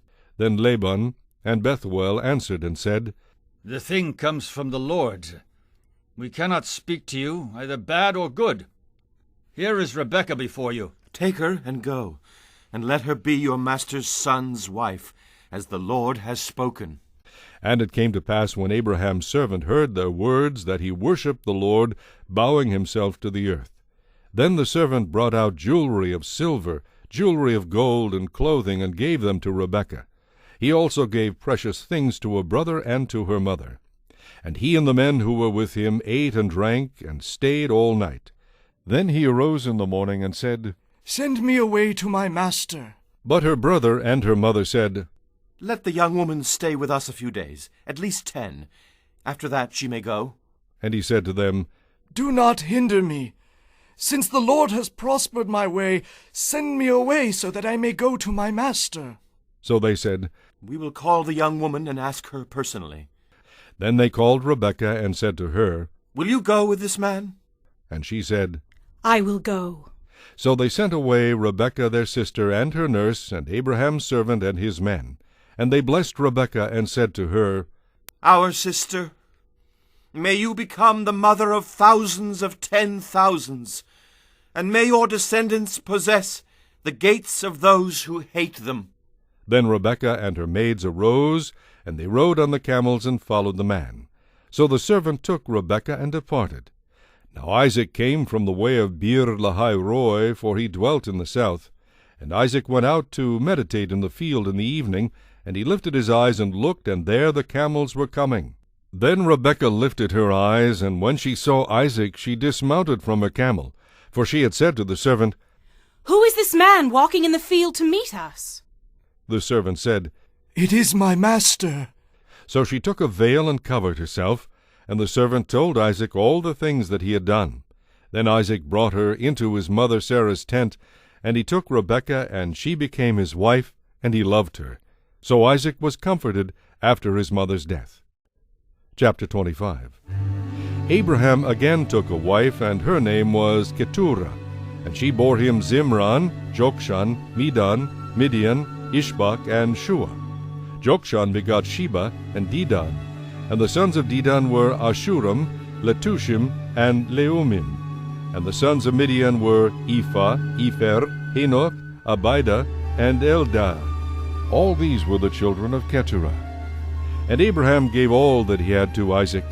But Abraham gave gifts to the sons of the concubines which Abraham had, and while he was still living he sent them eastward away from Isaac his son to the country of the east.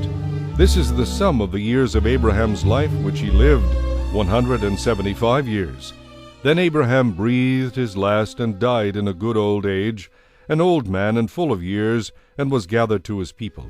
And his sons Isaac and Ishmael buried him in the cave of Machpelah, which is before Mamre, in the field of Ephron the son of Zohar the Hittite, the field which Abraham purchased from the sons of Heth. There Abraham was buried, and Sarah his wife. And it came to pass, after the death of Abraham, that God blessed his son Isaac, and Isaac dwelt at Beer-lahai-roi. Now this is the genealogy of Ishmael, Abraham's son, whom Hagar the Egyptian, Sarah's maidservant, bore to Abraham. And these were the names of the sons of Ishmael by their names, according to their generations. The firstborn of Ishmael, Nebajoth, then Kedar, Adbeel, Mibsam, Mishma, Duma, Massa, Hadar, Tema, Jetur, Naphish, and Kedemah. These were the sons of Ishmael, and these were their names by their towns and their settlements, 12 princes according to their nations. These were the years of the life of Ishmael, 137 years. And he breathed his last and died, and was gathered to his people. They dwelt from Havilah as far as Shur, which is east of Egypt, as you go toward Assyria. He died in the presence of all his brethren. This is the genealogy of Isaac, Abraham's son. Abraham begot Isaac. Isaac was 40 years old when he took Rebekah as wife, the daughter of Bethuel the Syrian of Padan Aram, the sister of Laban the Syrian. Now Isaac pleaded with the Lord for his wife, because she was barren. And the Lord granted his plea, and Rebekah his wife conceived. But the children struggled together within her, and she said, If all is well, why am I like this? So she went to inquire of the Lord. And the Lord said to her, 2 nations are in your womb, 2 people shall be separated from your body, 1 people shall be stronger than the other, and the older shall serve the younger. So when her days were fulfilled for her to give birth, indeed there were twins in her womb. And the first came out red, he was like a hairy garment all over, so they called his name Esau. Afterward his brother came out, and his hand took hold of Esau's heel, so his name was called Jacob. Isaac was 60 years old when she bore them. So the boys grew, and Esau was a skillful hunter, a man of the field, but Jacob was a mild man dwelling in tents. And Isaac loved Esau because he ate of his game, but Rebekah loved Jacob. Now Jacob cooked a stew, and Esau came in from the field, and he was weary.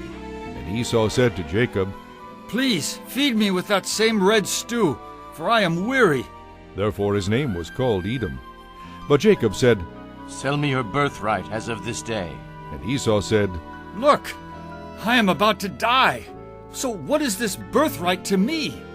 Then Jacob said, Swear to me as of this day. So he swore to him, and sold his birthright to Jacob. And Jacob gave Esau bread and stew of lentils. Then he ate and drank, arose, and went his way. Thus Esau despised his birthright. Chapter 26. There was a famine in the land, besides the first famine that was in the days of Abraham. And Isaac went to Abimelech, king of the Philistines, in Gerar. Then the Lord appeared to him and said, Do not go down to Egypt. Live in the land of which I shall tell you. Dwell in this land, and I will be with you and bless you. For to you and your descendants I give all these lands, and I will perform the oath which I swore to Abraham your father. And I will make your descendants multiply as the stars of heaven. I will give to your descendants all these lands, and in your seed all the nations of the earth shall be blessed. Because Abraham obeyed my voice, and kept my charge, my commandments, my statutes, and my laws. So Isaac dwelt in Gerar, and the men of the place asked about his wife, and he said, She is my sister. For he was afraid to say, She is my wife, because he thought, Lest the men of the place kill me for Rebekah, because she is beautiful to behold. Now it came to pass, when he had been there a long time, that Abimelech, king of the Philistines, looked through a window and saw, and there was Isaac showing endearment to Rebekah his wife. Then Abimelech called Isaac and said, Quite obviously she is your wife. So how could you say she is my sister? Isaac said to him, Because I said, Lest I die on account of her. And Abimelech said, What is this you have done to us? One of the people might soon have lain with your wife, and you would have brought guilt on us. So Abimelech charged all his people, saying, He who touches this man or his wife shall surely be put to death. Then Isaac sowed in that land, and reaped in the same year 100-fold, and the Lord blessed him. The man began to prosper, and continued prospering, until he became very prosperous. For he had possessions of flocks, and possessions of herds, and a great number of servants. So the Philistines envied him. Now the Philistines had stopped up all the wells which his father's servants had dug in the days of Abraham his father, and they had filled them with earth. And Abimelech said to Isaac, Go away from us, for you are much mightier than we. Then Isaac departed from there, and pitched his tent in the valley of Gerar, and dwelt there. And Isaac dug again the wells of water which they had dug in the days of Abraham his father, for the Philistines had stopped them up after the death of Abraham. He called them by the names which his father had called them. Also Isaac's servants dug in the valley, and found a well of running water there. But the herdsmen of Gerar quarreled with Isaac's herdsmen, saying, The water is ours. So he called the name of the well Esek, because they quarreled with him. Then they dug another well, and they quarreled over that one also. So he called its name Sitnah. And he moved from there, and dug another well, and they did not quarrel over it. So he called its name Rehoboth, because he said, For now the Lord has made room for us, and we shall be fruitful in the land. Then he went up from there to Beersheba. And the Lord appeared to him the same night, and said, I am the God of your father Abraham. Do not fear, for I am with you. I will bless you and multiply your descendants for my servant Abraham's sake. So he built an altar there, and called on the name of the Lord. And he pitched his tent there, and there Isaac's servants dug a well. Then Abimelech came to him from Gerar with Ahuzath, one of his friends, and Phicol, the commander of his army. And Isaac said to them, Why have you come to me, since you hate me and have sent me away from you? But they said, We have certainly seen that the Lord is with you. So we said, Let there now be an oath between us, between you and us. Let us make a covenant with you, that you will do us no harm, since we have not touched you, and since we have done nothing to you but good, and have sent you away in peace.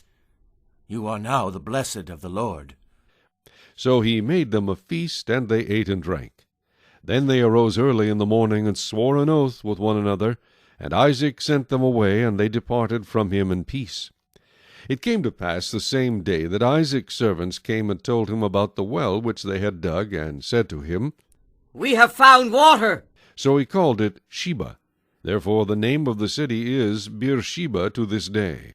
When Esau was 40 years old, he took as wives Judith, the daughter of Beeri the Hittite, and Basemath, the daughter of Elon the Hittite. And they were a grief of mind to Isaac and Rebekah. Chapter 27. Now it came to pass, when Isaac was old, and his eyes were so dim that he could not see, that he called Esau his older son, and said to him, My son. And he answered him, Here I am. Then he said, Behold now, I am old. I do not know the day of my death. Now, therefore, please take your weapons, your quiver and your bow, and go out to the field and hunt game for me, and make me savory food, such as I love, and bring it to me, that I may eat, that my soul may bless you before I die. Now Rebekah was listening when Isaac spoke to Esau his son, and Esau went to the field to hunt game and to bring it. So Rebekah spoke to Jacob her son, saying, Indeed, I heard your father speak to Esau your brother, saying, Bring me game, and make savory food for me, that I may eat it, and bless you in the presence of the Lord before my death. Now therefore, my son, obey my voice according to what I command you. Go now to the flock, and bring me from there 2 choice kids of the goats, and I will make savory food from them for your father, such as he loves. Then you shall take it to your father, that he may eat it, and that he may bless you before his death. And Jacob said to Rebekah his mother, Look, Esau my brother is a hairy man, and I am a smooth-skinned man. Perhaps my father will feel me, and I shall seem to be a deceiver to him, and I shall bring a curse on myself, and not a blessing. But his mother said to him, Let your curse be on me, my son. Only obey my voice, and go. Get them for me. And he went and got them, and brought them to his mother, and his mother made savory food such as his father loved. Then Rebekah took the choice clothes of her elder son Esau, which were with her in the house, and put them on Jacob her younger son. And she put the skins of the kids of the goats on his hands, and on the smooth part of his neck. Then she gave the savory food and the bread which she had prepared into the hand of her son Jacob. So he went to his father, and said, My father. And he said, Here I am. Who are you, my son? Jacob said to his father, I am Esau, your firstborn. I have done just as you told me. Please arise, sit and eat of my game, that your soul may bless me. But Isaac said to his son, How is it that you have found it so quickly, my son? And he said, Because the Lord your God brought it to me. Then Isaac said to Jacob, Please come near, that I may feel you, my son. whether you are really my son Esau or not. So Jacob went near to Isaac his father, and he felt him, and said, The voice is Jacob's voice, but the hands are the hands of Esau. And he did not recognize him, because his hands were hairy, like his brother Esau's hands. So he blessed him. Then he said, Are you really my son Esau? He said, I am. He said, Bring it near to me, and I will eat of my son's game, so that my soul may bless you. So he brought it near to him, and he ate. And he brought him wine, and he drank. Then his father Isaac said to him, Come near now, and kiss me, my son. And he came near and kissed him. And he smelled the smell of his clothing, and blessed him, and said, Surely the smell of my son is like the smell of a field, which the Lord has blessed. Therefore may God give you of the dew of heaven, of the fatness of the earth, and plenty of grain and wine. Let peoples serve you, and nations bow down to you. Be master over your brethren, and let your mother's sons bow down to you. Cursed be everyone who curses you, and blessed be those who bless you. Now it happened, as soon as Isaac had finished blessing Jacob, and Jacob had scarcely gone out from the presence of Isaac his father, that Esau his brother came in from his hunting. He also had made savory food, and brought it to his father, and said to his father, Let my father arise, and eat of his son's game, that your soul may bless me. And his father Isaac said to him, Who are you?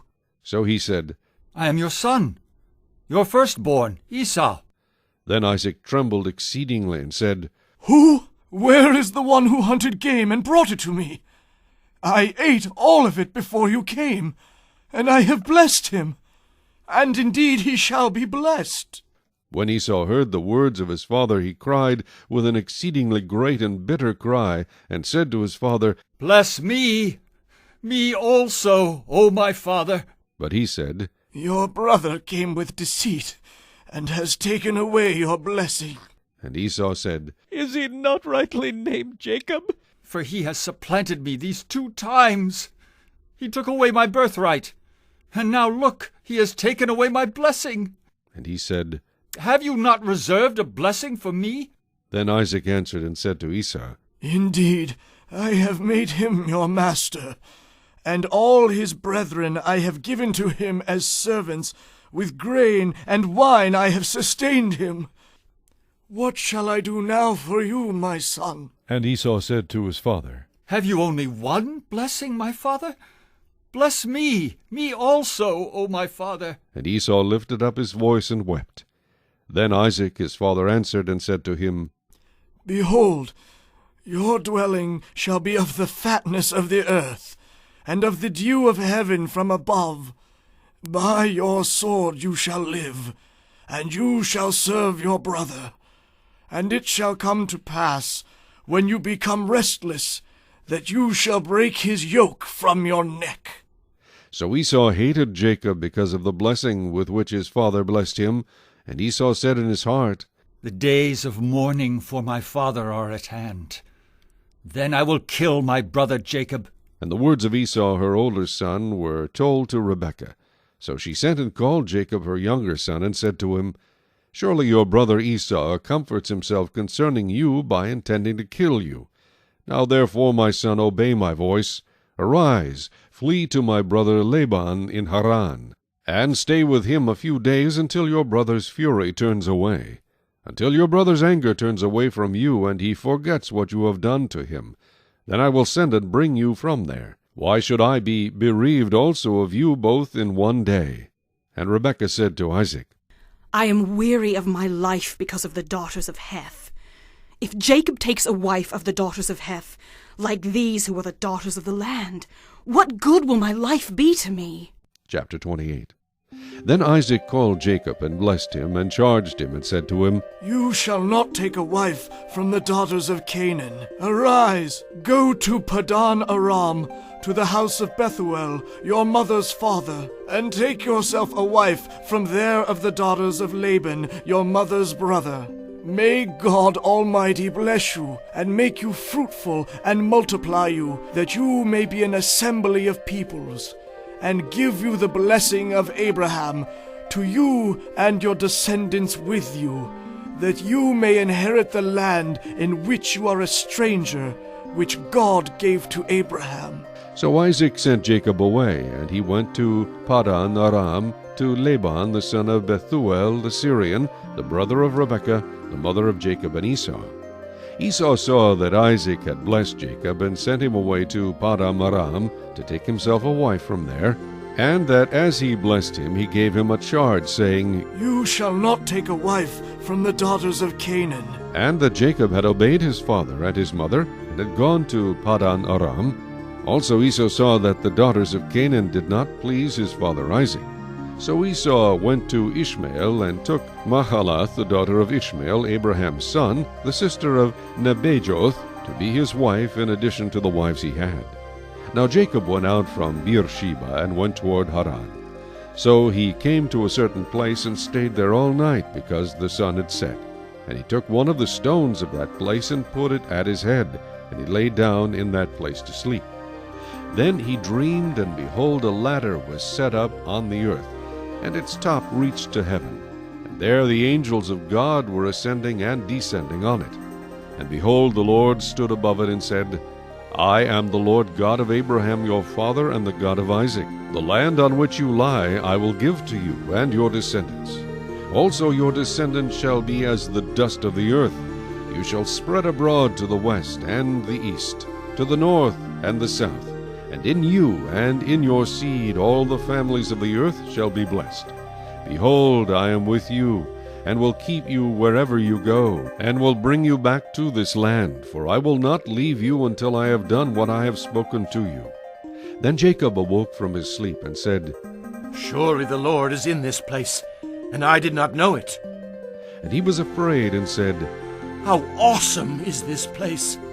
This is none other than the house of God, and this is the gate of heaven.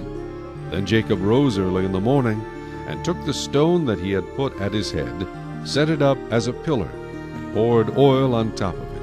And he called the name of that place Bethel, but the name of the city had been Luz previously. Then Jacob made a vow, saying, If God will be with me, and keep me in this way that I am going, and give me bread to eat and clothing to put on, so that I come back to my father's house in peace, then the Lord shall be my God.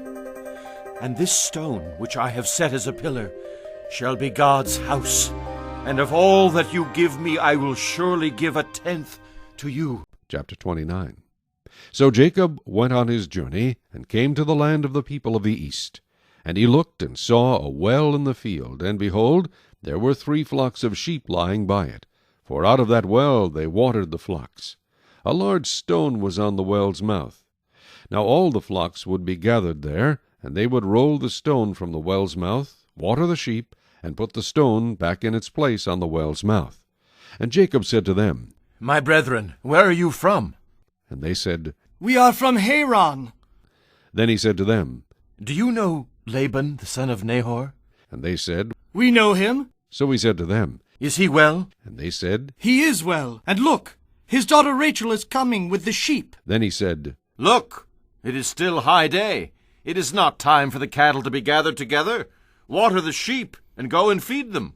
But they said, We cannot until all the flocks are gathered together, and they have rolled the stone from the well's mouth. Then we water the sheep.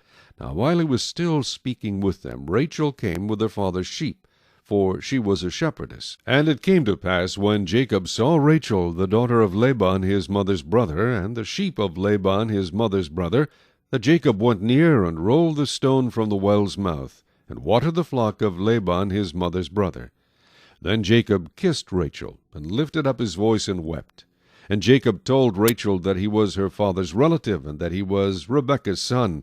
So she ran and told her father. Then it came to pass, when Laban heard the report about Jacob his sister's son, that he ran to meet him, and embraced him, and kissed him, and brought him to his house. So he told Laban all these things. And Laban said to him, Surely you are my bone and my flesh. And he stayed with him for a month.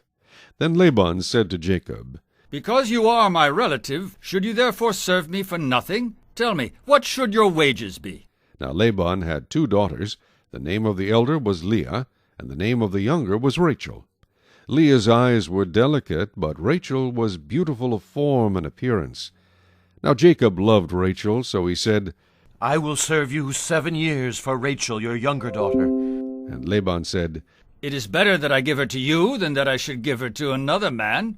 Stay with me. So Jacob served 7 years for Rachel, and they seemed only a few days to him because of the love he had for her. Then Jacob said to Laban, Give me my wife, for my days are fulfilled that I may go into her. And Laban gathered together all the men of the place and made a feast. Now it came to pass in the evening that he took Leah his daughter and brought her to Jacob, and he went in to her. And Laban gave his maid Zilpah to his daughter Leah as a maid. So it came to pass in the morning that, behold, it was Leah. And he said to Laban, What is this you have done to me? Was it not for Rachel that I served you?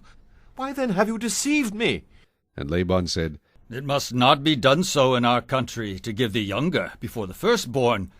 Fulfill her week, and we will give you this one also for the service which you will serve with me still another 7 years. Then Jacob did so, and fulfilled her week. So he gave him his daughter Rachel as wife also. And Laban gave his maid Bilhah to his daughter Rachel as a maid. Then Jacob also went in to Rachel, and he also loved Rachel more than Leah. And he served with Laban still another 7 years. When the Lord saw that Leah was unloved, he opened her womb, but Rachel was barren. So Leah conceived and bore a son, and she called his name Reuben, for she said, The Lord has surely looked on my affliction. Now, therefore, my husband will love me. Then she conceived again and bore a son, and said, Because the Lord has heard that I am unloved, he has therefore given me this son also. And she called his name Simeon. She conceived again and bore a son, and said, Now this time my husband will become attached to me, because I have borne him 3 sons. Therefore his name was called Levi. And she conceived again and bore a son, and said, Now I will praise the Lord. Therefore she called his name Judah. Then she stopped bearing. Chapter 30. Now when Rachel saw that she bore Jacob no children, Rachel envied her sister, and said to Jacob, Give me children, or else I die. And Jacob's anger was aroused against Rachel, and he said, Am I in the place of God, who has withheld from you the fruit of the womb? So she said, Here is my maid Bilhah. Go in to her, and she will bear a child on my knees, that I also may have children by her. Then she gave him Bilhah, her maid, as wife, and Jacob went in to her.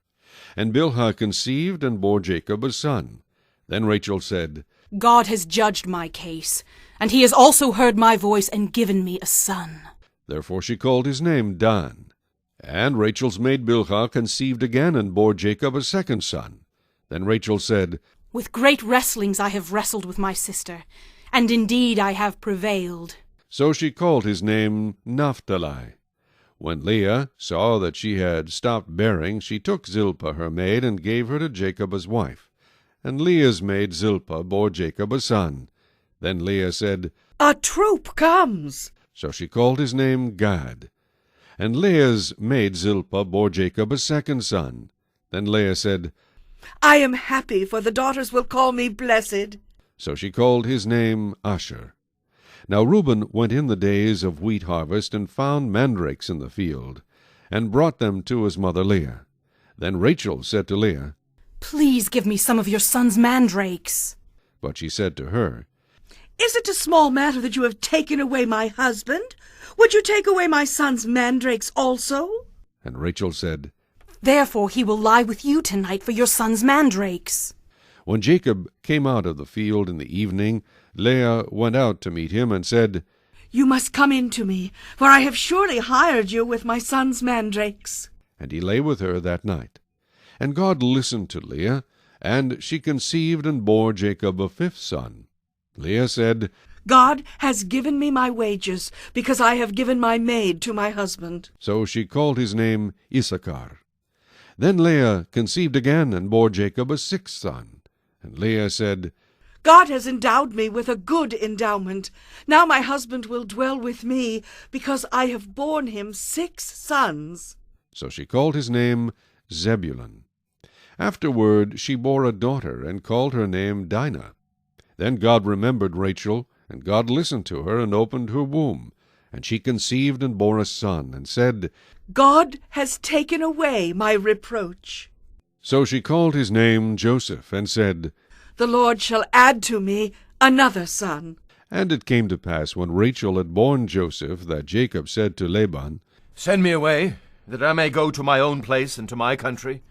Give me my wives and my children, for whom I have served you, and let me go. For you know my service which I have done for you. And Laban said to him, Please stay, if I have found favor in your eyes, for I have learned by experience that the Lord has blessed me for your sake. Then he said, Name me your wages, and I will give it. So Jacob said to him, You know how I have served you, and how your livestock has been with me. For what you had before I came was little, and it has increased to a great amount. The Lord has blessed you since my coming. And now, when shall I also provide for my own house? So he said, What shall I give you? And Jacob said, You shall not give me anything. If you will do this thing for me, I will again feed and keep your flocks. Let me pass through all your flock today, removing from there all the speckled and spotted sheep, and all the brown ones among the lambs, and the spotted and speckled among the goats, and these shall be my wages. So my righteousness will answer for me in time to come, when the subject of my wages comes before you. Every one that is not speckled and spotted among the goats, and brown among the lambs, will be considered stolen, if it is with me. And Laban said, Oh, that it were according to your word. So he removed that day the male goats that were speckled and spotted, all the female goats that were speckled and spotted, every one that had some white in it, and all the brown ones among the lambs, and gave them into the hand of his sons. Then he put 3 days' journey between himself and Jacob fed the rest of Laban's flocks. Now Jacob took for himself rods of green poplar, and of the almond and chestnut trees, peeled white strips in them, and exposed the white which was in the rods. And the rods which he had peeled he set before the flocks in the gutters, in the watering troughs, where the flocks came to drink, so that they should conceive when they came to drink. So the flocks conceived before the rods, and the flocks brought forth, streaked, speckled, and spotted. Then Jacob separated the lambs, and made the flocks face toward the streaked and all the brown in the flock of Laban. But he put his own flocks by themselves, and did not put them with Laban's flock. And it came to pass, whenever the stronger livestock conceived, that Jacob placed the rods before the eyes of the livestock in the gutters, that they might conceive among the rods. But when the flocks were feeble, he did not put them in. So the feebler were Laban's, and the stronger Jacob's. Thus the man became exceedingly prosperous, and had large flocks, female and male servants, and camels and donkeys. Chapter 31. Now Jacob heard the words of Laban's son, saying, Jacob has taken away all that was our father's, and from what was our father's he has acquired all this wealth. And Jacob saw the countenance of Laban, and indeed it was not favorable toward him as before. Then the Lord said to Jacob, Return to the land of your fathers, and to your family, and I will be with you. So Jacob sent and called Rachel and Leah to the field, to his flock, and said to them, I see your father's countenance, that it is not favorable toward me as before. But the God of my father has been with me. And you know that with all my might I have served your father. Yet your father has deceived me, and changed my wages 10 times, but God did not allow him to hurt me. If he said thus, The speckled shall be your wages, then all the flocks bore speckled. And if he said thus, The streaked shall be your wages, then all the flocks bore streaked. So God has taken away the livestock of your father, and given them to me. And it happened at the time when the flocks conceived, that I lifted my eyes, and saw in a dream, and behold, the rams which leaped upon the flocks were streaked, speckled, and gray spotted. Then the angel of God spoke to me in a dream, saying, Jacob. And I said, Here I am. And he said, Lift your eyes now, and see all the rams which leap on the flocks are streaked, speckled, and grey-spotted. For I have seen all that Laban is doing to you. I am the God of Bethel, where you anointed the pillar, and where you made a vow to me. Now arise, get out of this land, and return to the land of your family. Then Rachel and Leah answered and said to him, Is there still any portion or inheritance for us in our father's house? Are we not considered strangers by him? For he has sold us, and also completely consumed our money. For all these riches which God has taken from our father are really ours and our children's. Now then, whatever God has said to you, do it. Then Jacob rose and set his sons and his wives on camels. And he carried away all his livestock and all his possessions which he had gained, his acquired livestock which he had gained in Padan Aram, to go to his father Isaac in the land of Canaan. Now Laban had gone to shear his sheep, and Rachel had stolen the household idols that were her father's. And Jacob stole away, unknown to Laban the Syrian, in that he did not tell him that he intended to flee. So he fled with all that he had. He arose and crossed the river and headed toward the mountains of Gilead. And Laban was told on the third day that Jacob had fled. Then he took his brethren with him and pursued him for 7 days' journey, and he overtook him in the mountains of Gilead. But God had come to Laban the Syrian in a dream by night, and said to him, Be careful that you speak to Jacob neither good nor bad. So Laban overtook Jacob. Now Jacob had pitched his tent in the mountains, and Laban with his brethren pitched in the mountains of Gilead. And Laban said to Jacob, What have you done, that you have stolen away unknown to me, and carried away my daughters like captives taken with the sword? Why did you flee away secretly and steal away from me and not tell me? For I might have sent you away with joy and songs, with timbrel and harp. And you did not allow me to kiss my sons and my daughters. Now you have done foolishly in so doing. It is in my power to do you harm. But the God of your father spoke to me last night, saying, Be careful that you speak to Jacob neither good nor bad. And now you have surely gone, because you greatly long for your father's house. But why did you steal my gods? Then Jacob answered and said to Laban, Because I was afraid, for I said, Perhaps you would take your daughters from me by force. With whomever you find your gods, do not let him live. In the presence of our brethren, identify what I have of yours and take it with you. For Jacob did not know that Rachel had stolen them. And Laban went into Jacob's tent, into Leah's tent, and into the 2 maids' tents, but he did not find them. Then he went out of Leah's tent and entered Rachel's tent. Now Rachel had taken the household idols, put them in the camel's saddle, and sat on them. And Laban searched all about the tent, but did not find them. And she said to her father, Let it not displease my lord that I cannot rise before you, for the manner of women is with me. And he searched, but did not find the household idols. Then Jacob was angry, and rebuked Laban. And Jacob answered and said to Laban, What is my trespass? What is my sin that you have so hotly pursued me? Although you have searched all my things, what part of your household things have you found? Set it here before my brethren and your brethren, that they may judge between us both. These 20 years I have been with you. Your ewes and your female goats have not miscarried their young, and I have not eaten the rams of your flock. That which was torn by beasts I did not bring to you. I bore the loss of it. You required it from my hand, whether stolen by day or stolen by night. There I was. In the day the drought consumed me, and the frost by night, and my sleep departed from my eyes.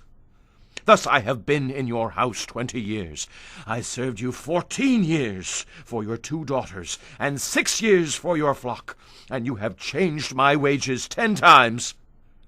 Unless the God of my father, the God of Abraham and the fear of Isaac, had been with me, surely now you would have sent me away empty-handed. God has seen my affliction and the labor of my hands, and rebuked you last night. And Laban answered and said to Jacob, These daughters are my daughters, and these children are my children, and this flock is my flock. All that you see is mine. But what can I do this day to these my daughters, or to their children whom they have borne? Now therefore come, Let us make a covenant, you and I, and let it be a witness between you and me. So Jacob took a stone and set it up as a pillar. Then Jacob said to his brethren, Gather stones.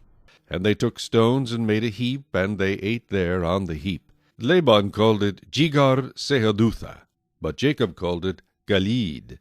And Laban said, This heap is a witness between you and me this day. Therefore its name was called Galeed. Also Mizpah, because he said, May the Lord watch between you and me when we are absent one from another. If you afflict my daughters, or if you take other wives besides my daughters, although no man is with us, see, God is witness between you and me. Then Laban said to Jacob, Here is this heap, and here is this pillar which I have placed between you and me. This heap is a witness, and this pillar is a witness, that I will not pass beyond this heap to you, and you will not pass beyond this heap and this pillar to me, for harm. The God of Abraham, the God of Nahor, and the God of their father judge between us. And Jacob swore by the fear of his father Isaac.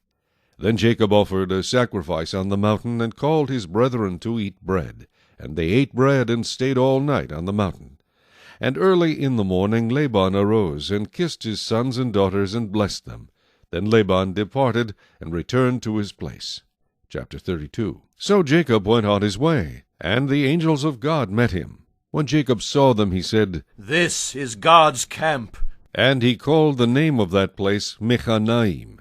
Then Jacob sent messengers before him to Esau his brother in the land of Seir, the country of Edom. And he commanded them, saying, Speak thus to my lord Esau. Thus your servant Jacob says, I have dwelt with Laban and stayed there until now. I have oxen, donkeys, flocks, and male and female servants, and I have sent to tell my lord that I may find favor in your sight. Then the messengers returned to Jacob, saying, We came to your brother Esau, and he also is coming to meet you, and 400 men are with him. So Jacob was greatly afraid and distressed, and he divided the people that were with him, and the flocks and herds and camels, into 2 companies. And he said, If Esau comes to the one company and attacks it, then the other company which is left will escape. Then Jacob said, O God of my father Abraham, and God of my father Isaac, the Lord who said to me, Return to your country and to your family, and I will deal well with you. I am not worthy of the least of all the mercies, and of all the truth which you have shown your servant. For I crossed over this Jordan with my staff, and now I have become 2 companies. Deliver me, I pray, from the hand of my brother, from the hand of Esau, for I fear him, lest he come and attack me and the mother with the children. For you said, I will surely treat you well, and make your descendants as the sand of the sea, which cannot be numbered for multitude. So he lodged there that same night, and took what came to his hand as a present for Esau his brother, 200 female goats, and 20 male goats, 200 ewes, and 20 rams, 30 milk camels with their colts, 40 cows, and 10 bulls, 20 female donkeys, and 10 foals.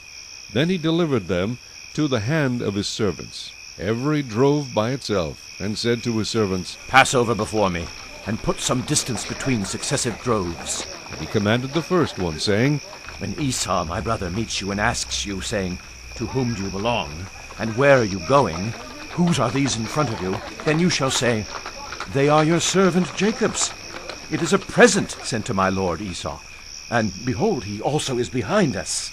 So he commanded the second, the third, and all who followed the droves, saying, In this manner you shall speak to Esau when you find him, and also say, Behold, your servant Jacob is behind us. For he said, I will appease him with the present that goes before me, and afterward I will see his face. Perhaps he will accept me. So the present went on over before him, but he himself lodged that night in the camp. And he arose that night, and took his 2 wives, his 2 female servants, and his 11 sons, and crossed over the ford of Jabbok. He took them, sent them over the brook, and sent over what he had. Then Jacob was left alone, and a man wrestled with him until the breaking of day. Now when he saw that he did not prevail against him, he touched the socket of his hip, and the socket of Jacob's hip was out of joint as he wrestled with him. And he said, Let me go, for the day breaks. But he said, I will not let you go unless you bless me. So he said to him, What is your name? He said, Jacob. And he said, Your name shall no longer be called Jacob, but Israel, for you have struggled with God and with men, and have prevailed. Then Jacob asked, saying, Tell me your name, I pray. And he said, Why is it that you ask about my name? And he blessed him there. So Jacob called the name of the place Peniel. For I have seen God face to face, and my life is preserved. Just as he crossed over Penuel, the sun rose on him, and he limped on his hip. Therefore to this day the children of Israel do not eat the muscle that shrank, which is on the hip socket, because he touched the socket of Jacob's hip in the muscle that shrank. Chapter 33. Now Jacob lifted his eyes and looked, and there Esau was coming, and with him were 400 men. So he divided the children among Leah, Rachel, and the 2 maidservants. And he put the maidservants and their children in front, Leah and her children behind, and Rachel and Joseph last. Then he crossed over before them, and bowed himself to the ground 7 times, until he came near to his brother. But Esau ran to meet him, and embraced him, and fell on his neck, and kissed him, and they wept. And he lifted his eyes, and saw the women and children, and said, Who are these with you? So he said, The children whom God has graciously given your servant. Then the maidservants came near, they and their children, and bowed down. And Leah also came near with her children, and they bowed down. Afterward Joseph and Rachel came near, and they bowed down. Then Esau said, What do you mean by all this company which I met? And he said, These are to find favor in the sight of my lord. But Esau said, I have enough, my brother. Keep what you have for yourself. And Jacob said, No, please. If I have now found favor in your sight, then receive my present from my hand, inasmuch as I have seen your face, as though I had seen the face of God, and you were pleased with me. Please, take my blessing that is brought to you, because God has dealt graciously with me, and because I have enough. So he urged him, and he took it. Then Esau said, Let us take our journey. Let us go, and I will go before you. But Jacob said to him, My lord knows that the children are weak, and the flocks and herds which are nursing are with me. And if the men should drive them hard one day, all the flock will die. Please let my lord go on ahead before his servant. I will lead on slowly at a pace which the livestock that go before me, and the children, are able to endure, until I come to my lord in Seir. And Esau said, Now let me leave you with some of the people who are with me. But he said, What need is there? Let me find favor in the sight of my lord. So Esau returned that day on his way to Seir. And Jacob journeyed to Succoth, built himself a house, and made booths for his livestock. Therefore the name of the place is called Succoth. Then Jacob came safely to the city of Shechem, which is in the land of Canaan, when he came from Padam Aram, and he pitched his tent before the city. And he bought the parcel of land where he had pitched his tent from the children of Hamor, Shechem's father, for 100 pieces of money. Then he erected an altar there, and called it El Elohe Israel. Chapter 34. Now Dinah, the daughter of Leah, whom she had borne to Jacob, went out to see the daughters of the land. And when Shechem, the son of Hamor, the Hivite, prince of the country, saw her, he took her, and lay with her, and violated her. His soul was strongly attracted to Dinah, the daughter of Jacob, and he loved the young woman, and spoke kindly to the young woman. So Shechem spoke to his father Hamor, saying, Get me this young woman as a wife. And Jacob heard that he had defiled Dinah his daughter. Now his sons were with his livestock in the field, so Jacob held his peace until they came. Then Hamor, the father of Shechem, went out to Jacob to speak with him. And the sons of Jacob came in from the field when they heard it. And the men were grieved and very angry, because he had done a disgraceful thing in Israel by lying with Jacob's daughter, a thing which ought not to be done. But Hamor spoke with him, saying, The soul of my son Shechem longs for your daughter. Please give her to him as a wife, and make marriages with us. Give your daughters to us, and take our daughters to yourselves. So you shall dwell with us, and the land shall be before you. Dwell and trade in it, and acquire possessions for yourselves in it. Then Shechem said to her father and her brothers, Let me find favor in your eyes, and whatever you say to me I will give. Ask me ever so much dowry and gift, and I will give according to what you say to me. But give me the young woman as a wife. But the sons of Jacob answered Shechem and Hamor his father, and spoke deceitfully because he had defiled Dinah their sister. And they said to them, We cannot do this thing, to give our sister to one who is uncircumcised, for that would be a reproach to us. But on this condition we will consent to you. If you will become as we are, if every male of you is circumcised, then we will give our daughters to you, and we will take your daughters to us, and we will dwell with you, and we will become one people. But if you will not heed us and be circumcised, then we will take our daughter and be gone. And their words pleased Hamor and Shechem, Hamor's son. So the young man did not delay to do the thing, because he delighted in Jacob's daughter. He was more honorable than all the household of his father. And Hamor and Shechem his son came to the gate of their city, and spoke with the men of their city, saying, These men are at peace with us. Therefore let them dwell in the land and trade in it. For indeed the land is large enough for them. Let us take their daughters to us as wives, and let us give them our daughters. Only on this condition will the men consent to dwell with us, to be one people. If every male among us is circumcised as they are circumcised, will not their livestock, their property, and every animal of theirs be ours? Only let us consent to them, and they will dwell with us. And all who went out of the gate of his city heeded Hamor and Shechem his son. Every male was circumcised, all who went out of the gate of his city. Now it came to pass on the third day, when they were in pain, that two of the sons of Jacob, Simeon and Levi, Dinah's brothers, each took his sword, and came boldly upon the city, and killed all the males. And they killed Hamor and Shechem his son with the edge of the sword, and took Dinah from Shechem's house, and went out. The sons of Jacob came upon the slain, and plundered the city, because their sister had been defiled. They took their sheep, their oxen, and their donkeys, what was in the city, and what was in the field, and all their wealth, all their little ones, and their wives they took captive, and they plundered even all that was in the houses. Then Jacob said to Simeon and Levi, You have troubled me by making me obnoxious among the inhabitants of the land, among the Canaanites and the Perizzites. And since I am few in number, they will gather themselves together against me and kill me. I shall be destroyed, my household and I. But they said, Should he treat our sister like a harlot? Chapter 35. Then God said to Jacob, Arise, go up to Bethel, and dwell there, and make an altar there to God, who appeared to you when you fled from the face of Esau your brother. And Jacob said to his household, and to all who were with him, Put away the foreign gods that are among you. Purify yourselves, and change your garments. Then let us arise and go up to Bethel, and I will make an altar there to God, who answered me in the day of my distress, and has been with me in the way which I have gone. So they gave Jacob all the foreign gods which were in their hands, and the earrings which were in their ears, and Jacob hid them under the terebinth tree which was by Shechem.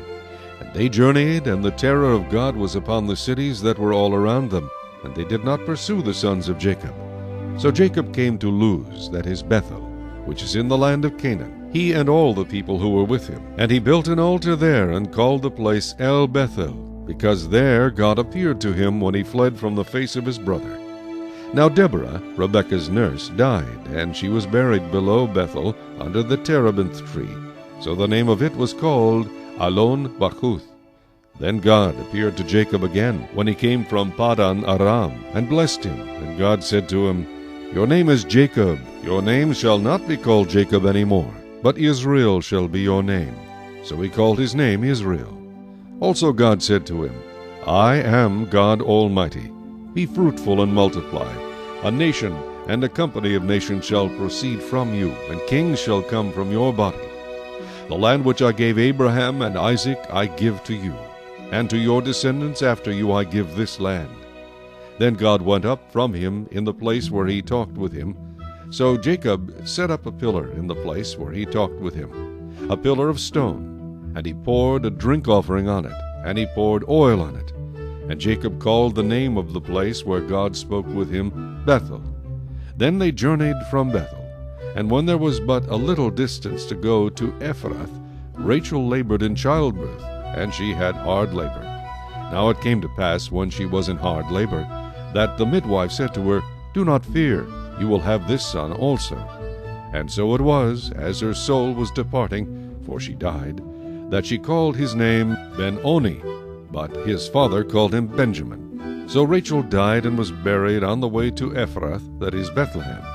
And Jacob set a pillar on her grave, which is the pillar of Rachel's grave to this day. Then Israel journeyed and pitched his tent beyond the tower of Eder. And it happened, when Israel dwelt in that land, that Reuben went and lay with Bilhah, his father's concubine. And Israel heard about it. Now the sons of Jacob were 12. The sons of Leah were Reuben, Jacob's firstborn, and Simeon, Levi, Judah, Issachar, and Zebulun. The sons of Rachel were Joseph and Benjamin. The sons of Bilhah, Rachel's maidservant, were Dan and Naphtali. And the sons of Zilpah, Leah's maidservant, were Gad and Asher. These were the sons of Jacob who were born to him in Paddan Aram.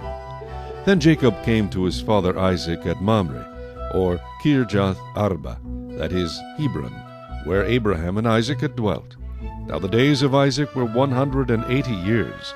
So Isaac breathed his last and died, and was gathered to his people, being old and full of days. And his sons Esau and Jacob buried him. Chapter 36. Now this is the genealogy of Esau, who is Edom. Esau took his wives from the daughters of Canaan: Adah, the daughter of Elon the Hittite; Aholibamah, the daughter of Anah, the daughter of Zibeon the Hivite; and Basemath, Ishmael's daughter, sister of Nabajoth. Now Adah bore Eliphaz to Esau, and Basemath bore Reuel, and Aholibamah bore Jeush, Jalam, and Korah. These were the sons of Esau who were born to him in the land of Canaan.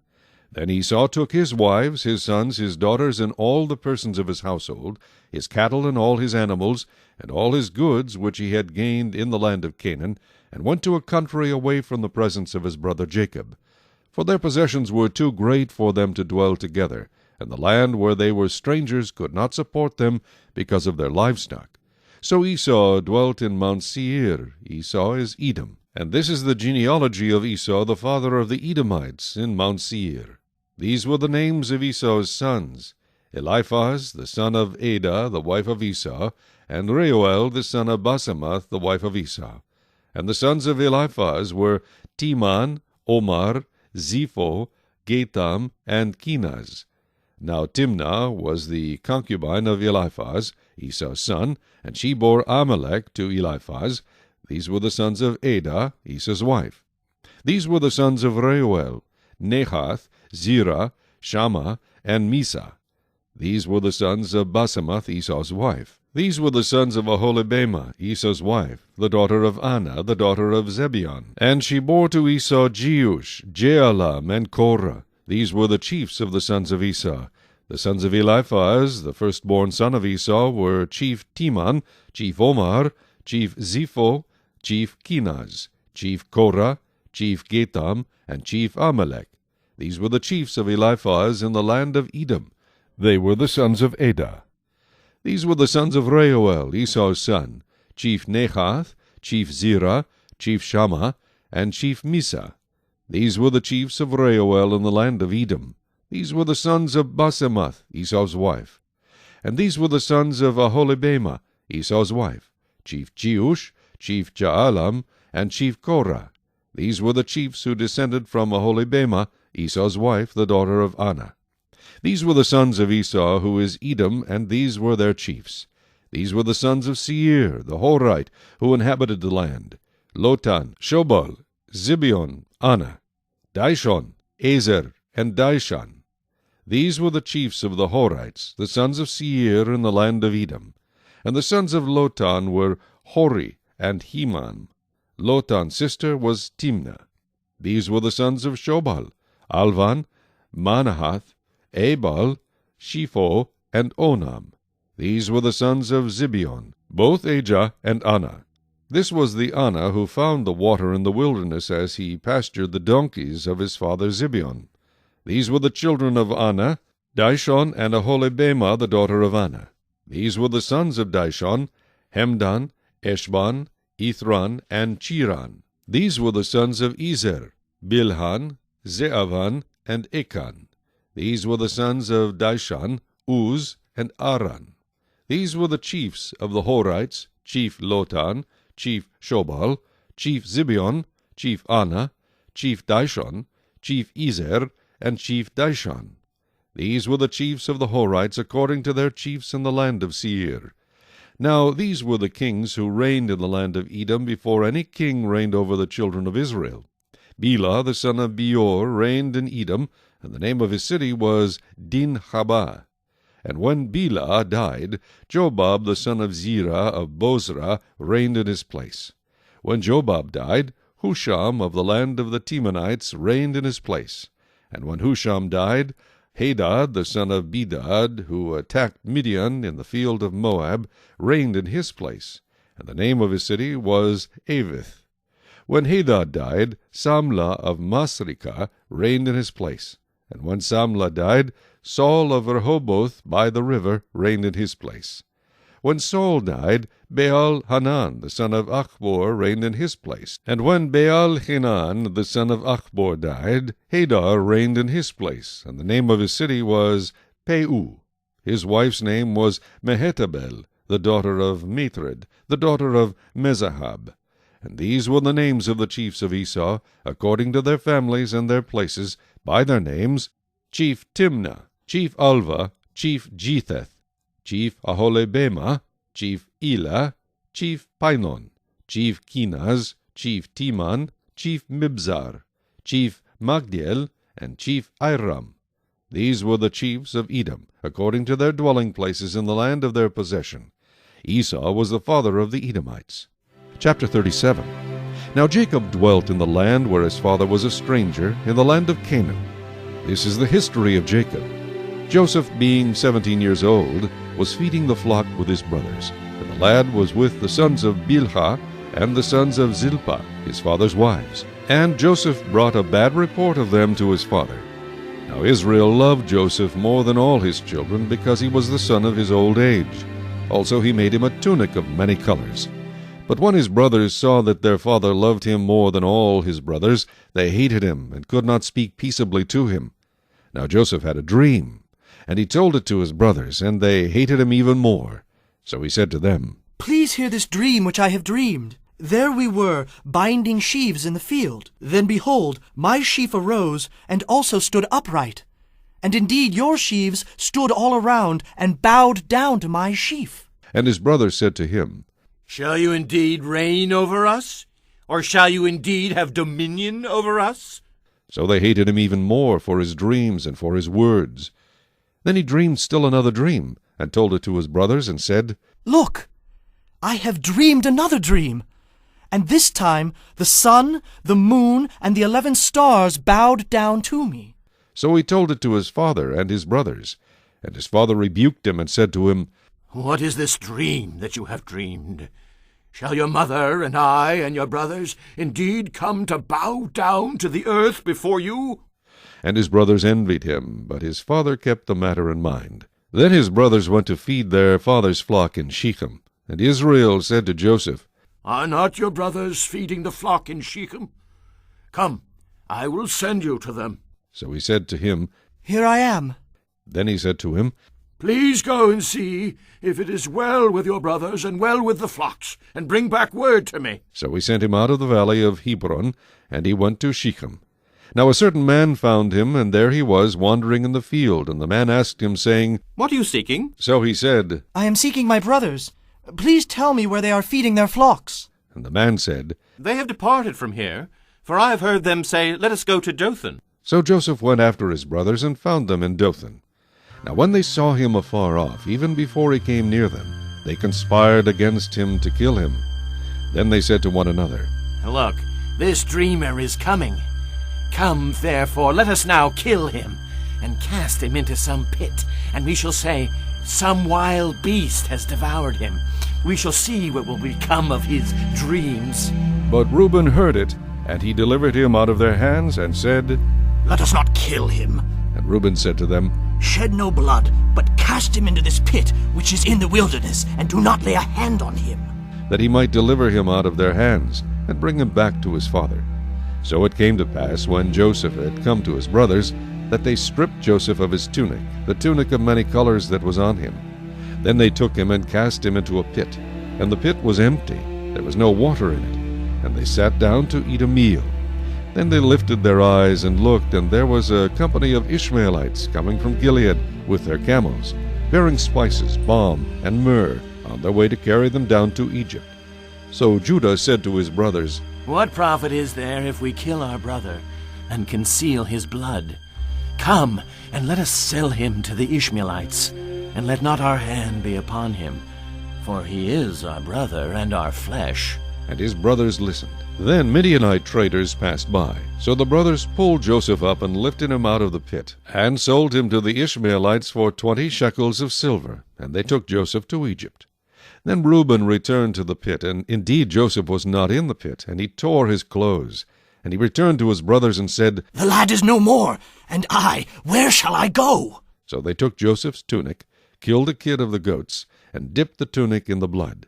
Then they sent the tunic of many colors, and they brought it to their father and said, We have found this. Do you know whether it is your son's tunic or not?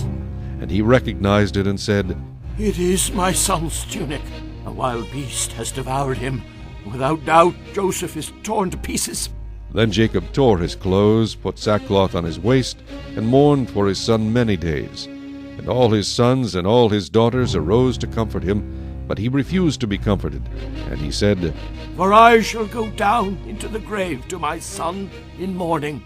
Thus his father wept for him. Now the Midianites had sold him in Egypt to Potiphar, an officer of Pharaoh and a captain of the guard. Chapter 38. It came to pass at that time that Judah departed from his brothers, and visited a certain Adullamite, whose name was Hira. And Judah saw there a daughter of a certain Canaanite, whose name was Shua, and he married her, and went in to her. So she conceived and bore a son, and he called his name She conceived again, and bore a son, and she called his name Onan. And she conceived yet again, and bore a son, and called his name Shelah. He was at Chezib when she bore him. Then Judah took a wife from his firstborn, and her name was Tamar. But Judah's firstborn, was wicked in the sight of the Lord, and the Lord killed him. And Judah said to Onan, Go into your brother's wife and marry her, and raise up an heir to your brother. But Onan knew that the heir would not be his. And it came to pass, when he went in to his brother's wife, that he emitted on the ground, lest he should give an heir to his brother. And the thing which he did displeased the Lord, therefore he killed him also. Then Judah said to Tamar his daughter-in-law, Remain a widow in your father's house till my son Shelah is grown. For he said, Lest he also die like his brothers. And Tamar went and dwelt in her father's house. Now in the process of time, the daughter of Shua, Judah's wife, died. And Judah was comforted, and went up to his sheep-shearers at Timnah, he and his friend Hira the Adullamite. And it was told Tamar, saying, Look, your father is going up to Timnah to shear his sheep. So she took off her widow's garments, covered herself with a veil, and wrapped herself, and sat in an open place which was on the way to Timnah, for she saw that Shelah was grown, and she was not given to him as a wife. When Judah saw her, he thought she was a harlot, because she had covered her face. Then he turned to her by the way and said, Please let me come in to you. For he did not know that she was his daughter-in-law. So she said, What will you give me that you may come in to me? And he said, I will send a young goat from the flock. So she said, Will you give me a pledge till you send it? Then he said, What pledge shall I give you? So she said, Your signet and cord and your staff that is in your hand. Then he gave them to her, and went into her, and she conceived by him. So she arose and went away, and laid aside her veil, and put on the garments of her widowhood. And Judah sent the young goat by the hand of his friend the Adullamite, to receive his pledge from the woman's hand. But he did not find her. Then he asked the men of that place, saying, Where is the harlot who was openly by the roadside? And they said, There was no harlot in this place. So he returned to Judah and said, I cannot find her. Also the men of the place said there was no harlot in this place. Then Judah said, Let her take them for herself, lest we be shamed. For I sent this young goat, and you have not found her. And it came to pass about 3 months later that Judah was told, saying, Tamar, your daughter-in-law, has played the harlot. Furthermore, she is with child by harlotry. So Judah said, Bring her out, and let her be burned. When she was brought out, she sent to her father-in-law, saying, By the man to whom these belong, I am with child. And she said, Please determine whose these are, the signet and cord and staff. So Judah acknowledged them and said, She has been more righteous than I, because I did not give her to Shelah my son. And he never knew her again. Now it came to pass at the time for giving birth that, behold, twins were in her womb. And so it was, when she was giving birth, that the one put out his hand, and the midwife took a scarlet thread, and bound it on his hand, saying, This one came out first. Then it happened, as he drew back his hand, that his brother came out unexpectedly. And she said, How did you break through? This breach be upon you. Therefore his name was called Perez. Afterward his brother came out, who had the scarlet thread on his hand, and his name was called Zerah. Chapter 39. Now Joseph had been taken down to Egypt, and Potiphar, an officer of Pharaoh, captain of the guard, an Egyptian, bought him from the Ishmaelites who had taken him down there. The Lord was with Joseph, and he was a successful man, and he was in the house of his master the Egyptian. And his master saw that the Lord was with him, and that the Lord made all he did to prosper in his hand. So Joseph found favor in his sight, and served him. Then he made him overseer of his house, and all that he had he put under his authority. So it was from the time that he had made him overseer of his house, and all that he had, that the Lord blessed the Egyptian's house for Joseph's sake. And the blessing of the Lord was on all that he had in the house and in the field. Thus he left all that he had in Joseph's hand, and he did not know what he had except for the bread which he ate. Now Joseph was handsome in form and appearance. And it came to pass after these things that his master's wife cast longing eyes on Joseph. And she said, Lie with me. But he refused and said to his master's wife, Look, my master does not know what is with me in the house, and he has committed all that he has to my hand. There is no one greater in this house than I, nor has he kept back anything from me but you, because you are his wife. How then can I do this great wickedness and sin against God? So it was, as she spoke to Joseph day by day, that he did not heed her, to lie with her, or to be with her.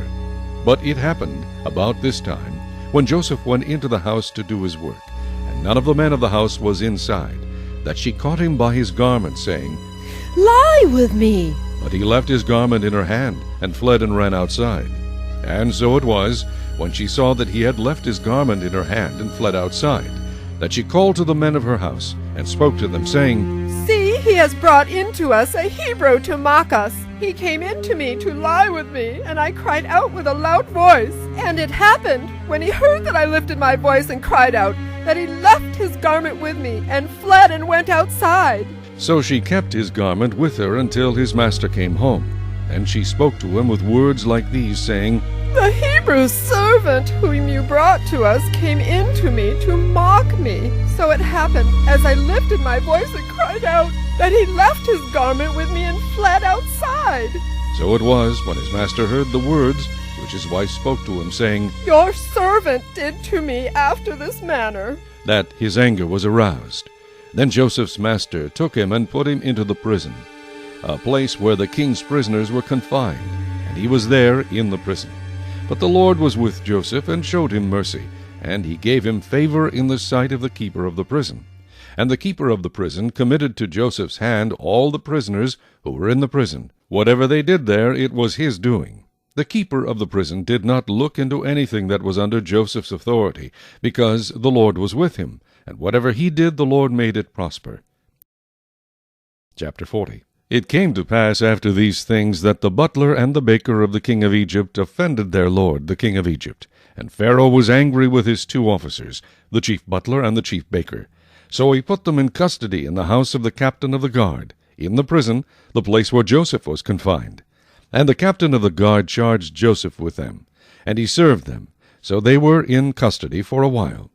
Then the butler and the baker of the king of Egypt, who were confined in the prison, had a dream, both of them, each man's dream in one night, and each man's dream with its own interpretation. And Joseph came in to them in the morning, and looked at them, and saw that they were sad. So he asked Pharaoh's officers who were with him in the custody of his lord's house, saying, Why do you look so sad today? And they said to him, We each have had a dream, and there is no interpreter of it. So Joseph said to him, Do not interpretations belong to God? Tell them to me, please. Then the chief butler told his dream to Joseph, and said to him, Behold, in my dream, a vine was before me, and in the vine were 3 branches. It was as though it budded, its blossoms shot forth, and its clusters brought forth ripe grapes. Then Pharaoh's cup was in my hand, and I took the grapes, and pressed them into Pharaoh's cup, and placed the cup in Pharaoh's hand. And Joseph said to him, This is the interpretation of it. The 3 branches are 3 days. Now within 3 days Pharaoh will lift up your head and restore you to your place, and you will put Pharaoh's cup in his hand according to the former manner, when you were his butler. But remember me when it is well with you, and please show kindness to me. Make mention of me to Pharaoh, and get me out of this house. For indeed I was stolen away from the land of the Hebrews, and also I have done nothing here that they should put me into the dungeon. When the chief baker saw that the interpretation was good, he said to Joseph, I also was in my dream, and there were 3 white baskets on my head. In the uppermost basket were all kinds of baked goods for Pharaoh, and the birds ate them out of the basket on my head. So Joseph answered and said, This is the interpretation of it. The 3 baskets are 3 days. Within 3 days Pharaoh will lift off your head from you and hang you on a tree, and the birds will eat your flesh from you. Now it came to pass on the 3rd day, which was Pharaoh's birthday, that he made a feast for all his servants, and he lifted up the head of the chief butler and of the chief baker among his servants. Then he restored the chief butler to his butlership again, and he placed the cup in Pharaoh's hand. But he hanged the chief baker, as Joseph had interpreted to them. Yet the chief butler did not remember Joseph, but forgot him. Chapter 41. Then it came to pass at the end of 2 full years that Pharaoh had a dream, and behold, he stood by the river. Suddenly there came up out of the river 7 cows, fine-looking and fat, and they fed in the meadow. Then behold, 7 other cows came up after them out of the river, ugly and gaunt, and stood by the other cows on the bank of the river. And the ugly and gaunt cows ate up the 7 fine-looking and fat cows. So Pharaoh awoke. He slept and dreamed a 2nd time, and suddenly 7 heads of grain came up on one stalk, plump and good. Then behold, 7 thin heads, blighted by the east wind, sprang up after them. And the 7 thin heads devoured the 7 plump and full heads. So Pharaoh awoke, and indeed it was a dream. Now it came to pass in the morning that his spirit was troubled, and he sent and called for all the magicians of Egypt and all its wise men. And Pharaoh told them his dreams, but there was no one who could interpret them for Pharaoh. Then the chief butler spoke to Pharaoh, saying, I remember my faults this day, when Pharaoh was angry with his servants, and put me in custody in the house of the captain of the guard, both me and the chief baker. We each had a dream in one night, he and I. Each of us dreamed according to the interpretation of his own dream. Now, there was a young Hebrew man with us there, a servant of the captain of the guard, and we told him, and he interpreted our dreams for us. To each man he interpreted according to his own dream. And it came to pass, just as he interpreted for us, so it happened. He restored me to my office, and he hanged him. Then Pharaoh sent and called Joseph, and they brought him quickly out of the dungeon, and he shaved, changed his clothing, and came to Pharaoh. And Pharaoh said to Joseph, I have had a dream, and there is no one who can interpret it. But I have heard it said of you that you can understand a dream to interpret it. So Joseph answered Pharaoh, saying, It is not in me. God will give Pharaoh an answer of peace. Then Pharaoh said to Joseph, Behold, in my dream I stood on the bank of the river. Suddenly 7 cows came up out of the river, fine-looking and fat, and they fed in the meadow. Then behold, 7 other cows came up after them, poor and very ugly and gaunt, such ugliness as I have never seen in all the land of Egypt. And the gaunt and ugly cows ate up the first 7, the fat cows. When they had eaten them up, no one would have known that they had eaten them, for they were just as ugly as at the beginning. So I awoke. Also I saw in my dream, And suddenly 7 heads came up on one stalk, full and good. Then behold, 7 heads withered, thin, and blighted by the east wind, sprang up after them. And the thin heads devoured the 7 good heads. So I told this to the magicians, but there was no one who could explain it to me. Then Joseph said to Pharaoh, The dreams of Pharaoh are one. God has shown Pharaoh what he is about to do. The 7 good cows are 7 years, and the 7 good heads are 7 years. The dreams are one. And the 7 thin and ugly cows which came up after them are 7 years, and the 7 empty heads blighted by the east wind are 7 years of famine.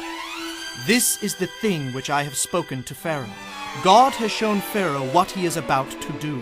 Indeed, 7 years of great plenty will come throughout all the land of Egypt. But after them 7 years of famine will arise, and all the plenty will be forgotten in the land of Egypt, and the famine will deplete the land. So the plenty will not be known in the land because of the famine following, for it will be very severe. And the dream was repeated to Pharaoh twice, because the thing is established by God, and God will shortly bring it to pass. Now, therefore, let Pharaoh select a discerning and wise man, and set him over the land of Egypt. Let Pharaoh do this, and let him appoint officers over the land to collect 1/5 of the produce of the land of Egypt in the 7 plentiful years. And let them gather all the food of those good years that are coming, and store up grain under the authority of Pharaoh, and let them keep food in the cities. Then that food shall be as a reserve for the land for the 7 years of famine which shall be in the land of Egypt, that the land may not perish during the famine. So the advice was good in the eyes of Pharaoh and in the eyes of all his servants. And Pharaoh said to his servants, Can we find such a one as this, a man in whom is the Spirit of God? Then Pharaoh said to Joseph, Inasmuch as God has shown you all this, there is no one as discerning and wise as you. You shall be over my house, and all my people shall be ruled according to your word. Only in regard to the throne will I be greater than you. And Pharaoh said to Joseph, See, I have set you over all the land of Egypt. Then Pharaoh took his signet ring off his hand and put it on Joseph's hand. And he clothed him in garments of fine linen and put a gold chain around his neck. And he had him ride in the 2nd chariot which he had, and they cried out before him, Bow the knee. So he set him over all the land of Egypt. Pharaoh also said to Joseph, I am Pharaoh, and without your consent no man may lift his hand or foot in all the land of Egypt. And Pharaoh called Joseph's name Zaphnath-Paaneah, and he gave him as a wife Asenath, the daughter of Potiphera, priest of On. So Joseph went out over all the land of Egypt. Joseph was 30 years old when he stood before Pharaoh king of Egypt. And Joseph went out from the presence of Pharaoh, and went throughout all the land of Egypt. Now in the 7 plentiful years the ground brought forth abundantly. So he gathered up all the food of the 7 years which were in the land of Egypt, and laid up the food in the cities. He laid up in every city the food of the fields which surrounded them. Joseph gathered very much grain, as the sand of the sea, until he stopped counting, for it was immeasurable. And to Joseph were born 2 sons before the years of famine came, whom Asenath, the daughter of Potiphera, priest of On, bore to him. Joseph called the name of the firstborn Manasseh. For God has made me forget all my toil and all my father's house. And the name of the second he called Ephraim. For God has caused me to be fruitful in the land of my affliction.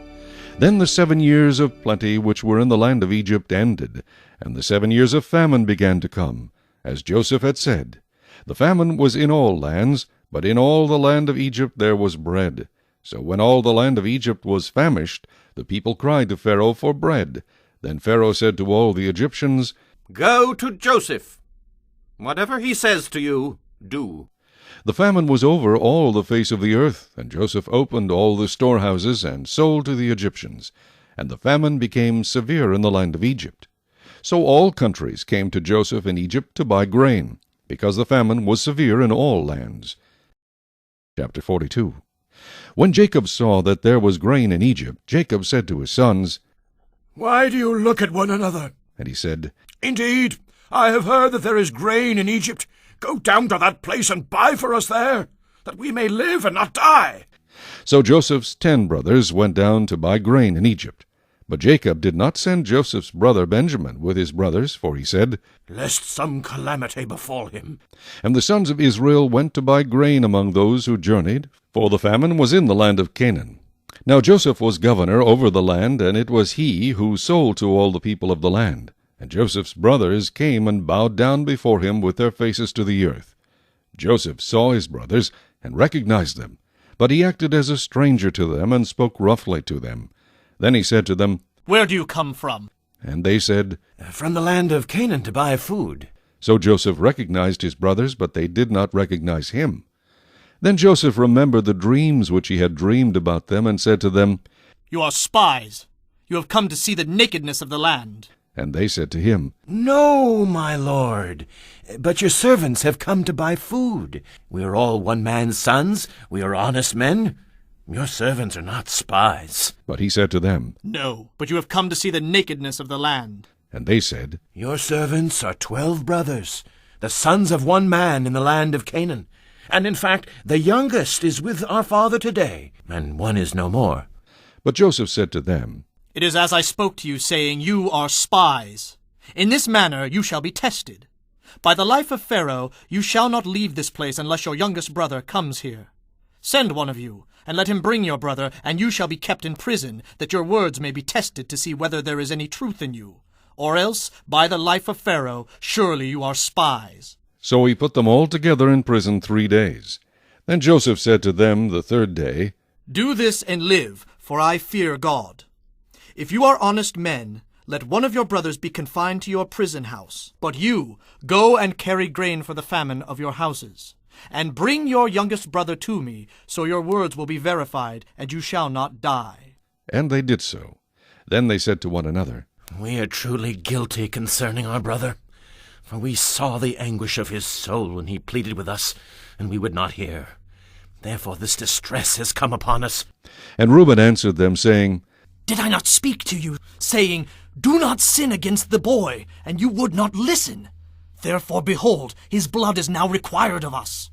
But they did not know that Joseph understood them, for he spoke to them through an interpreter. And he turned himself away from them and wept. Then he returned to them again and talked with them.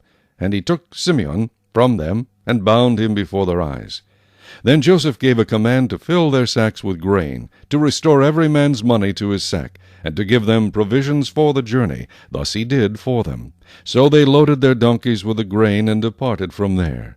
But as one of them opened his sack to give his donkey feed at the encampment, he saw his money, and there it was in the mouth of his sack. So he said to his brothers, "My money has been restored, and there it is in my sack." Then their hearts failed them, and they were afraid, saying to one another, "What is this that God has done to us?" Then they went to Jacob their father in the land of Canaan, and told him all that had happened to them, saying, "The man who is lord of the land spoke roughly to us, and took us for spies of the country. But we said to him, We are honest men, we are not spies. We are 12 brothers, sons of our father. One is no more, and the youngest is with our father this day in the land of Canaan. Then the man, the lord of the country, said to us, By this I will know that you are honest men. Leave one of your brothers here with me, take food for the famine of your households, and be gone. And bring your youngest brother to me, so I shall know that you are not spies, but that you are honest men. I will grant your brother to you, and you may trade in the land." Then it happened as they emptied their sacks that surprisingly each man's bundle of money was in his sack. And when they and their father saw the bundles of money, they were afraid. And Jacob their father said to them, "You have bereaved me. Joseph is no more, Simeon is no more, and you want to take Benjamin. All these things are against me."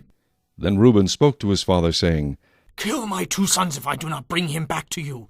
Put him in my hands, and I will bring him back to you." But he said, "My son shall not go down with you, for his brother is dead, and he is left alone. If any calamity should befall him along the way in which you go, then you would bring down my gray hair with sorrow to the grave."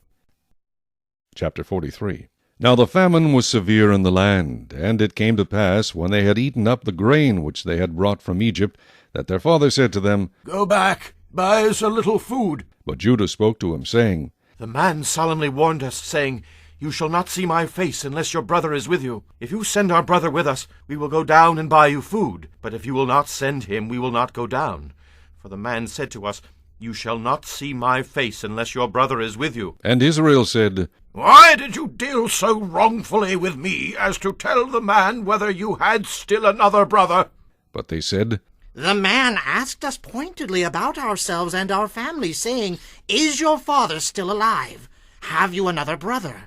And we told him according to these words. Could we possibly have known that he would say, Bring your brother down?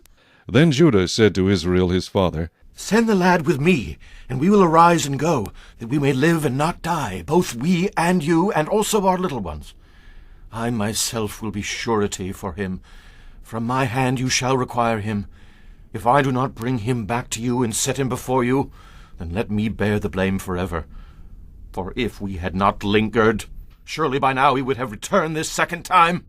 And their father Israel said to them, If it must be so, then do this. Take some of the best fruits of the land in your vessels, and carry down a present for the man, a little balm and a little honey, spices and myrrh, pistachio nuts and almonds. Take double money in your hand, and take back in your hand the money that was returned in the mouth of your sacks. Perhaps it was an oversight. Take a brother also, and arise. Go back to the man, and may God Almighty give you mercy before the man, that he may release your other brother and Benjamin. If I am bereaved, I am bereaved. So the men took that present and Benjamin, and they took double money in their hand, and arose and went down to Egypt, and they stood before Joseph. When Joseph saw Benjamin with them, he said to the steward of his house, Take these men to my home, and slaughter an animal, and make ready, for these men will dine with me at noon.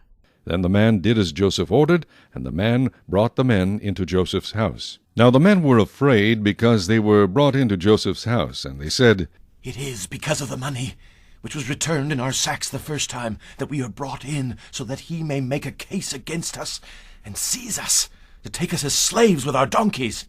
When they drew near to the steward of Joseph's house, they talked with him at the door of the house, and said, Oh, sir, we indeed came down the first time to buy food. But it happened, when we came to the encampment, that we opened our sacks, and there each man's money was in the mouth of his sack, our money in full weight. So we have brought it back in our hand, and we have brought down other money in our hands to buy food. We do not know who put our money in our sacks.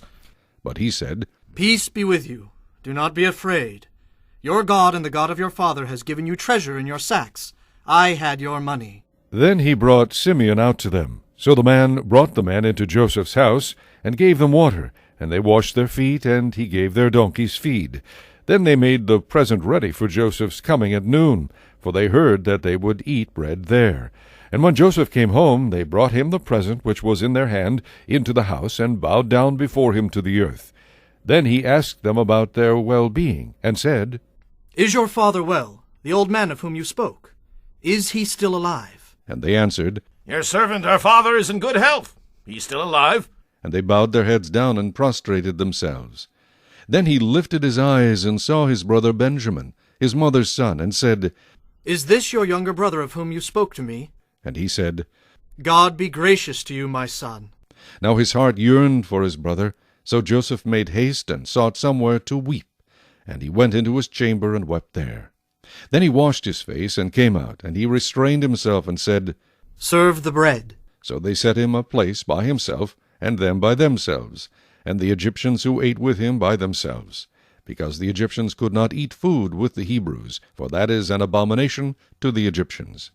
And they sat before him, the firstborn according to his birthright, and the youngest according to his youth. And the men looked in astonishment at one another. Then he took servings to them from before him, but Benjamin's serving was 5 times as much as any of theirs. So they drank and were merry with him. Chapter 44. And he commanded the steward of his house, saying, Fill the men's sacks with food as much as they can carry, and put each man's money in the mouth of his sack. Also put my cup, the silver cup, in the mouth of the sack of the youngest, and his grain money. So he did according to the word that Joseph had spoken. As soon as the morning dawned, the men were sent away, they and their donkeys. When they had gone out of the city and were not yet far off, Joseph said to his steward, Get up, follow the men, and when you overtake them, say to them, Why have you repaid evil for good? Is not this the one from which my lord drinks, and with which he indeed practices divination? You have done evil in so doing.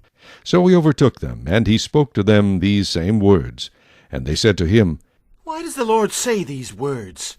Far be it from us that your servants should do such a thing. Look, we brought back to you from the land of Canaan the money which we found in the mouth of our sacks. How then could we steal silver or gold from your lord's house? With whomever of your servants it is found, let him die, and we also will be my lord's slaves. And he said, Now also let it be according to your words. He with whom it is found shall be my slave, and you shall be blameless. Then each man speedily let down his sack to the ground, and each opened his sack. So he searched. He began with the oldest, and left off with the youngest, and the cup was found in Benjamin's sack. Then they tore their clothes, and each man loaded his donkey, and returned to the city. So Judah and his brothers came to Joseph's house, and he was still there, and they fell before him on the ground. And Joseph said to them, What deed is this you have done? Did you not know that such a man as I can certainly practice divination? Then Judah said, What shall we say to my lord? What shall we speak? Or how shall we clear ourselves? God has found out the iniquity of your servants. Here we are, my lord's slaves, both we and he also with whom the cup was found. But he said, Far be it from me that I should do so. The man in whose hand the cup was found, he shall be my slave. And as for you, go up in peace to your father. Then Judah came near to him and said, O my lord, please let your servant speak a word in my lord's hearing, and do not let your anger burn against your servant, for you are even like Pharaoh. My lord asked his servant, saying, Have you a father or a brother? And we said to my lord, We have a father, an old man, and a child of his old age, who is young. His brother is dead, and he alone is left of his mother's children, and his father loves him. Then you said to your servants, Bring him down to me, that I may set my eyes on him. And we said to my lord, The lad cannot leave his father, for if he should leave his father would die. But you said to your servants, Unless your youngest brother comes down with you, you shall see my face no more. So it was, when we went up to your servant my father, that we told him the words of my lord. And our father said, Go back and buy us a little food. But we said, We cannot go down. If our youngest brother is with us, then we will go down, for we may not see the man's face unless our youngest brother is with us. Then your servant my father said to us, You know that my wife bore me 2 sons. And the one went out from me, and I said, Surely he is torn to pieces, and I have not seen him since. But if you take this one also from me, and calamity befalls him, you shall bring down my gray hair with sorrow to the grave. Now, therefore, when I come to your servant my father, and the lad is not with us, since his life is bound up in the lad's life, it will happen, when he sees that the lad is not with us, that he will die.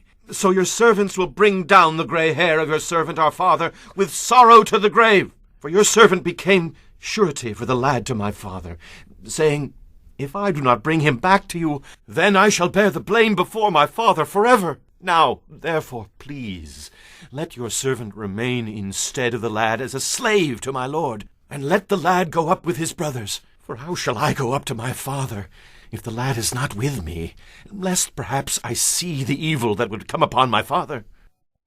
Chapter 45.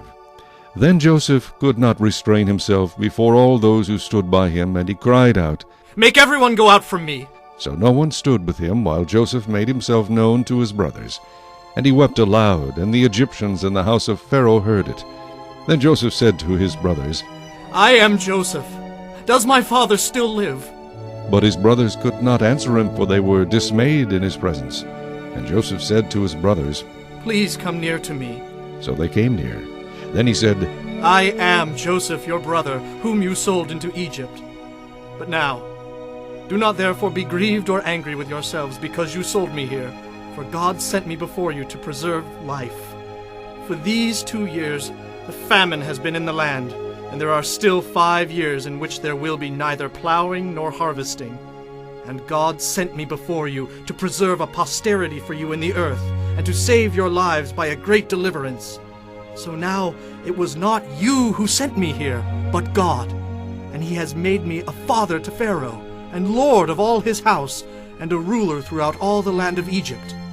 Hurry and go up to my father, and say to him, Thus says your son Joseph, God has made me lord of all Egypt. Come down to me, do not tarry. You shall dwell in the land of Goshen, and you shall be near to me, you and your children, your children's children, your flocks and your herds, and all that you have. There I will provide for you, lest you and your household and all that you have come to poverty. For there are still 5 years of famine.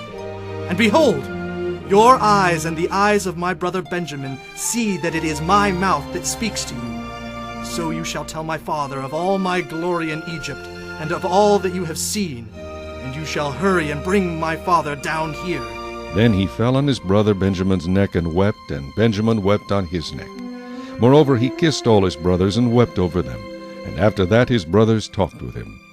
Now the report of it was heard in Pharaoh's house, saying, Joseph's brothers have come. So it pleased Pharaoh and his servants well. And Pharaoh said to Joseph, Say to your brothers, do this. Lord your animals and depart. Go to the land of Canaan. Bring your father and your households and come to me. I will give you the best of the land of Egypt, and you will eat the fat of the land. Now you are commanded. Do this. Take carts out of the land of Egypt for your little ones and your wives. Bring your father and come.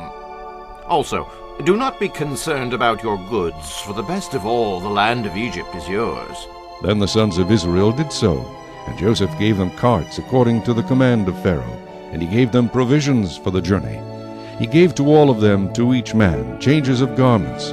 But to Benjamin he gave 300 pieces of silver and 5 changes of garments. And he sent to his father these things: 10 donkeys loaded with the good things of Egypt, and 10 female donkeys loaded with grain, bread, and food for his father for the journey. So he sent his brothers away, and they departed. And he said to them, See that you do not become troubled along the way. Then they went up out of Egypt, and came to the land of Canaan to Jacob their father. And they told him, saying, Joseph is still alive, and he is governor over all the land of Egypt. And Jacob's heart stood still, because he did not believe them. But when they told him all the words which Joseph had said to them, and when he saw the carts which Joseph had sent to carry him, the spirit of Jacob their father revived. Then Israel said, It is enough. Joseph, my son, is still alive. I will go and see him before I die. Chapter 46. So Israel took his journey with all that he had, and came to Beersheba, and offered sacrifices to the God of his father Isaac. Then God spoke to Israel in the visions of the night, and said, Jacob, Jacob. And he said, Here I am. So he said, I am God, the God of your father. Do not fear to go down to Egypt, for I will make of you a great nation there. I will go down with you to Egypt, and I will also surely bring you up again, and Joseph will put his hand on your eyes. Then Jacob arose from Beersheba, and the sons of Israel carried their father Jacob, their little ones, and their wives in the carts which Pharaoh had sent to carry him. So they took their livestock and their goods, which they had acquired in the land of Canaan, and went to Egypt, Jacob and all his descendants with him, his sons and his sons' sons, his daughters and his sons' daughters, and all his descendants he brought with him to Egypt. Now these were the names of the children of Israel, Jacob and his sons, who went to Egypt. Reuben was Jacob's firstborn. The sons of Reuben were Hanoch, Palu, Hezron, and Carmi. The sons of Simeon were Jemuel, Jamin, Ohad, Jachin, Zohar, and Shuul, the son of a Canaanite woman. The sons of Levi were Gershon, Kohath, and Merari. The sons of Judah were Onan, Shelah, Perez, and Zerah. But and Onan died in the land of Canaan. The sons of Perez were Hezron and Hamul. The sons of Issachar were Tola, Huvah, Job, and Shimron. The sons of Zebulun were Sered, Elon, and Jalil. These were the sons of Leah, whom she bore to Jacob in Padan Aram, with his daughter Dinah. All the persons his sons and his daughters were 33. The sons of Gad were Ziphion, Haggai, Shunai, Esbon, Eri, Arodai, and Arilai. The sons of Asher were Jimnah, Ishua, Isuai, Beriah, and Sirah, their sister. And the sons of Beriah were Heber and Malkiel. These were the sons of Zilpah, whom Laban gave to Leah his daughter, and these she bore to Jacob 16 persons. The sons of Rachel, Jacob's wife, were Joseph and Benjamin. And to Joseph in the land of Egypt were born Manasseh and Ephraim, whom Asenath, the daughter of Potipherah, priest of On, bore to him. The sons of Benjamin were Bela, Becher, Ashbel, Gera, Naaman, Ehai, Rosh, Muphin, Hupin, and Ard. These were the sons of Rachel who were born to Jacob, 14 persons in all. The son of Dan was Hushim. The sons of Naphtali were Jaziel, Gunai, Jezer, and Shilem. These were the sons of Bilhah, whom Laban gave to Rachel his daughter, and she bore these to Jacob, 7 persons in all. All the persons who went with Jacob to Egypt, who came from his body, besides Jacob's sons' wives, were 66 persons in all. And the sons of Joseph who were born to him in Egypt were 2 persons. All the persons of the house of Jacob who went to Egypt were 70. Then he sent Judah before him to Joseph, to point out before him the way to Goshen. And they came to the land of Goshen. So Joseph made ready his chariot, and went up to Goshen to meet his father Israel. And he presented himself to him, and fell on his neck, and wept on his neck a good while. And Israel said to Joseph, Now let me die, since I have seen your face, because you are still alive. Then Joseph said to his brothers and to his father's household, I will go up and tell Pharaoh, and say to him, My brothers and those of my father's house who were in the land of Canaan have come to me, and the men are shepherds, for their occupation has been to feed livestock, and they have brought their flocks, their herds, and all that they have. So it shall be when Pharaoh calls you and says, What is your occupation? That you shall say, Your servant's occupation has been with livestock from our youth even till now, both we and also our fathers, that you may dwell in the land of Goshen. For every shepherd is an abomination to the Egyptians. Chapter 47. Then Joseph went and told Pharaoh, and said, My father and my brothers, their flocks and their herds, and all that they possess, have come from the land of Canaan, and indeed they are in the land of Goshen. And he took 5 men from among his brothers, and presented them to Pharaoh. Then Pharaoh said to his brothers, What is your occupation? And they said to Pharaoh, Your servants are shepherds, both we and also our fathers. And they said to Pharaoh, We have come to dwell in the land, because your servants have no pasture for their flocks, for the famine is severe in the land of Canaan. Now therefore please let your servants dwell in the land of Goshen. Then Pharaoh spoke to Joseph, saying, Your father and your brothers have come to you. The land of Egypt is before you.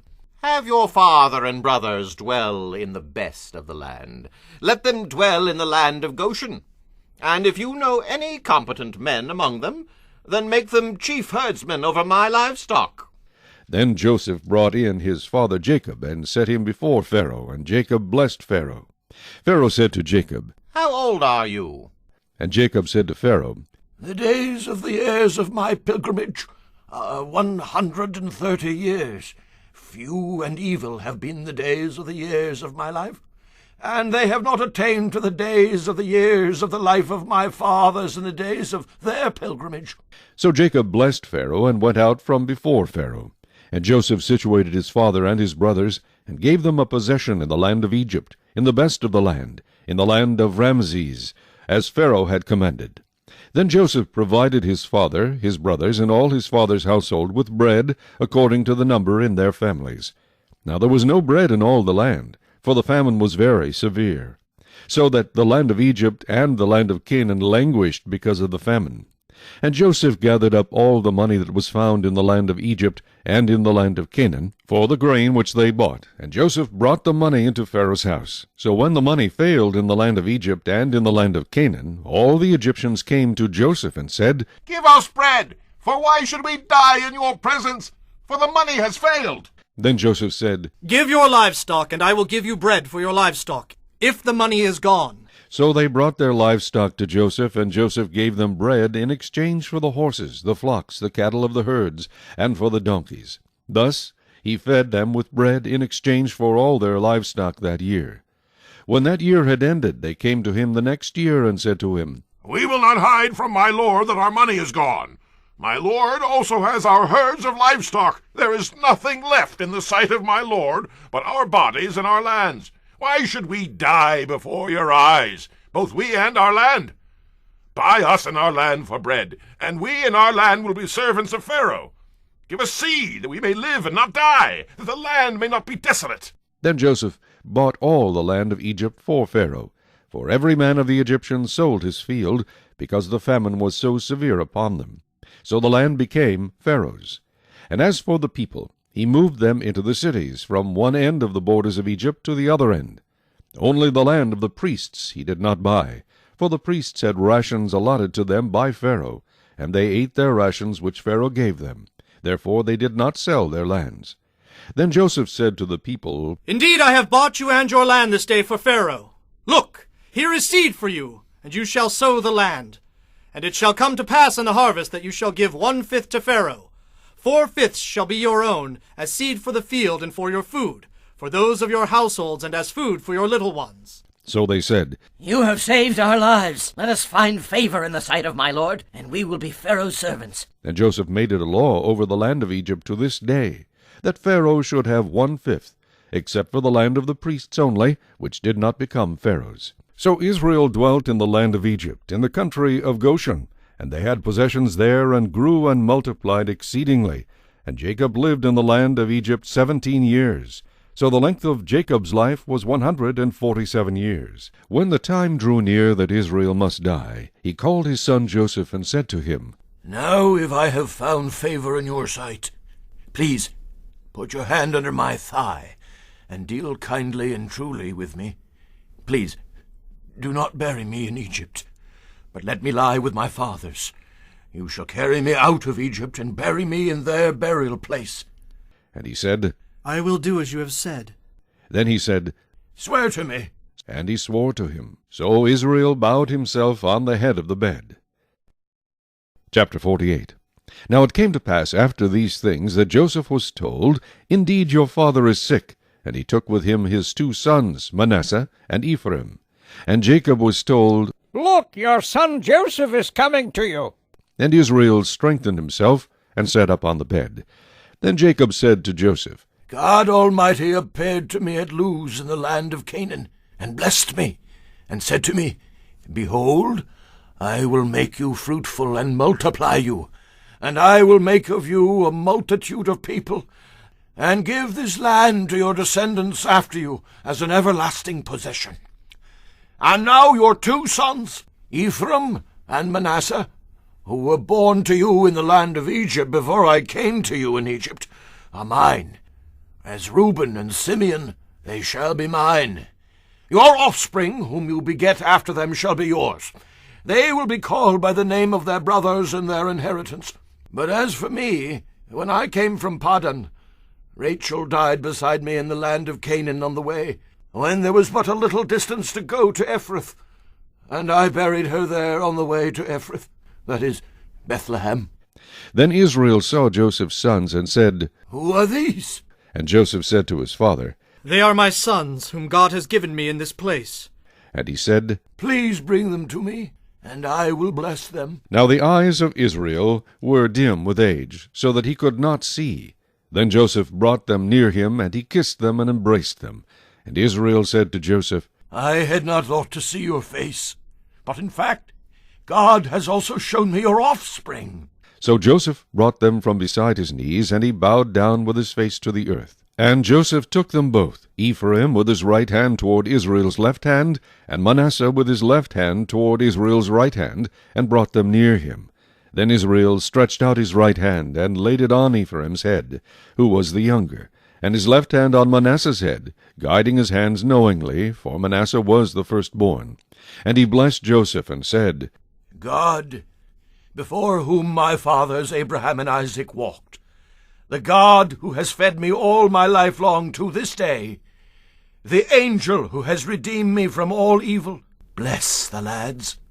Let my name be named upon them, and the name of my fathers Abraham and Isaac, and let them grow into a multitude in the midst of the earth. Now when Joseph saw that his father laid his right hand on the head of Ephraim, it displeased him. So he took hold of his father's hand to remove it from Ephraim's head to Manasseh's head. And Joseph said to his father, Not so, my father, for this one is the firstborn. Put your right hand on his head. But his father refused and said, I know, my son, I know. He also shall become a people, and he also shall be great. But truly his younger brother shall be greater than he, and his descendants shall become a multitude of nations. So he blessed them that day, saying, By you Israel will bless, saying, May God make you as Ephraim and as Manasseh. And thus he set Ephraim before Manasseh. Then Israel said to Joseph, Behold, I am dying, but God will be with you and bring you back to the land of your fathers. Moreover, I have given to you one portion above your brothers, which I took from the hand of the Amorite with my sword and my bow. Chapter 49. And Jacob called his sons and said, Gather together, that I may tell you what shall befall you in the last days. Gather together and hear, you sons of Jacob, and listen to Israel your father. Reuben, you are my firstborn, my might and the beginning of my strength, the excellency of dignity and the excellency of power. Unstable as water you shall not excel, because you went up to your father's bed, and you defiled it. You went up to my couch. Simeon and Levi are brothers. Instruments of cruelty are in their dwelling place. Let not my soul enter their council. Let not my honor be united to their assembly. For in their anger they slew a man, and in their self-will they hamstrung an ox. Cursed be their anger, for it is fierce, and their wrath, for it is cruel. I will divide them in Jacob, and scatter them in Israel. Judah, you are he whom your brothers shall praise. Your hand shall be on the neck of your enemies. Your father's children shall bow down before you. Judah is a lion's whelp. From the prey, my son, you have gone up. He bows down. He lies down as a lion. And as a lion, who shall rouse him? The scepter shall not depart from Judah, nor a lawgiver from between his feet, until Shiloh comes, and to him shall be the obedience of the people. Binding his donkey to the vine, and his donkey's colt to the choice vine, he washed his garments in wine, and his clothes in the blood of grapes. His eyes are darker than wine, and his teeth whiter than milk. Zebulun shall dwell by the haven of the sea. He shall become a haven for ships, and his border shall adjoin Sidon. Issachar is a strong donkey, lying down between two burdens. He saw that rest was good, and that the land was pleasant. He bowed his shoulder to bear a burden, and became a band of slaves.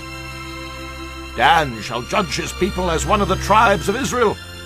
Dan shall be a serpent by the way, a viper by the path, that bites the horse's heels, so that its rider shall fall backward. I have waited for your salvation, O Lord. Gad, a troop shall tramp upon him, but he shall triumph at last. Bread from Asher shall be rich, and he shall yield royal dainties. Naphtali is a deer let loose. He uses beautiful words. Joseph is a fruitful bough by a well. His branches run over the wall. The archers have bitterly grieved him, shot at him and hated him, but his bow remained in strength, and the arms of his hands were made strong by the hands of the mighty God of Jacob. From there is the shepherd, the stone of Israel, by the God of your father who will help you, and by the Almighty who will bless you, with blessings of heaven above, blessings of the deep that lies beneath, blessings of the breasts and of the womb. The blessings of your father have excelled the blessings of my ancestors, up to the utmost bound of the everlasting hills. They shall be on the head of Joseph, and on the crown of the head of him who was separate from his brothers. Benjamin is a ravenous wolf. In the morning he shall devour the prey, and at night he shall divide the spoil. All these are the 12 tribes of Israel, and this is what their father spoke to them. And he blessed them. He blessed each one according to his own blessing. Then he charged them and said to them, I am to be gathered to my people. Bury me with my fathers in the cave that is in the field of Ephron the Hittite, in the cave that is in the field of Machpelah, which is before Mamre. in the land of Canaan, which Abraham bought with the field of Ephron the Hittite as a possession for a burial place. There they buried Abraham and Sarah his wife. There they buried Isaac and Rebekah his wife. And there I buried Leah. The field and the cave that is there were purchased from the sons of Heth. And when Jacob had finished commanding his sons, he drew his feet up into the bed and breathed his last, and was gathered to his people. Chapter 50. Then Joseph fell on his father's face, and wept over him, and kissed him.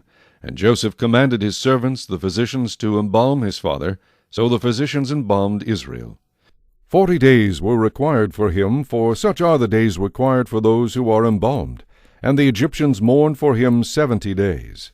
Now when the days of his mourning were past, Joseph spoke to the household of Pharaoh, saying, If now I have found favor in your eyes, please speak in the hearing of Pharaoh, saying, My father made me swear, saying, Behold, I am dying. In my grave, which I dug for myself in the land of Canaan, there you shall bury me. Now therefore please let me go up and bury my father, and I will come back. And Pharaoh said, Go up and bury your father, as he made you swear.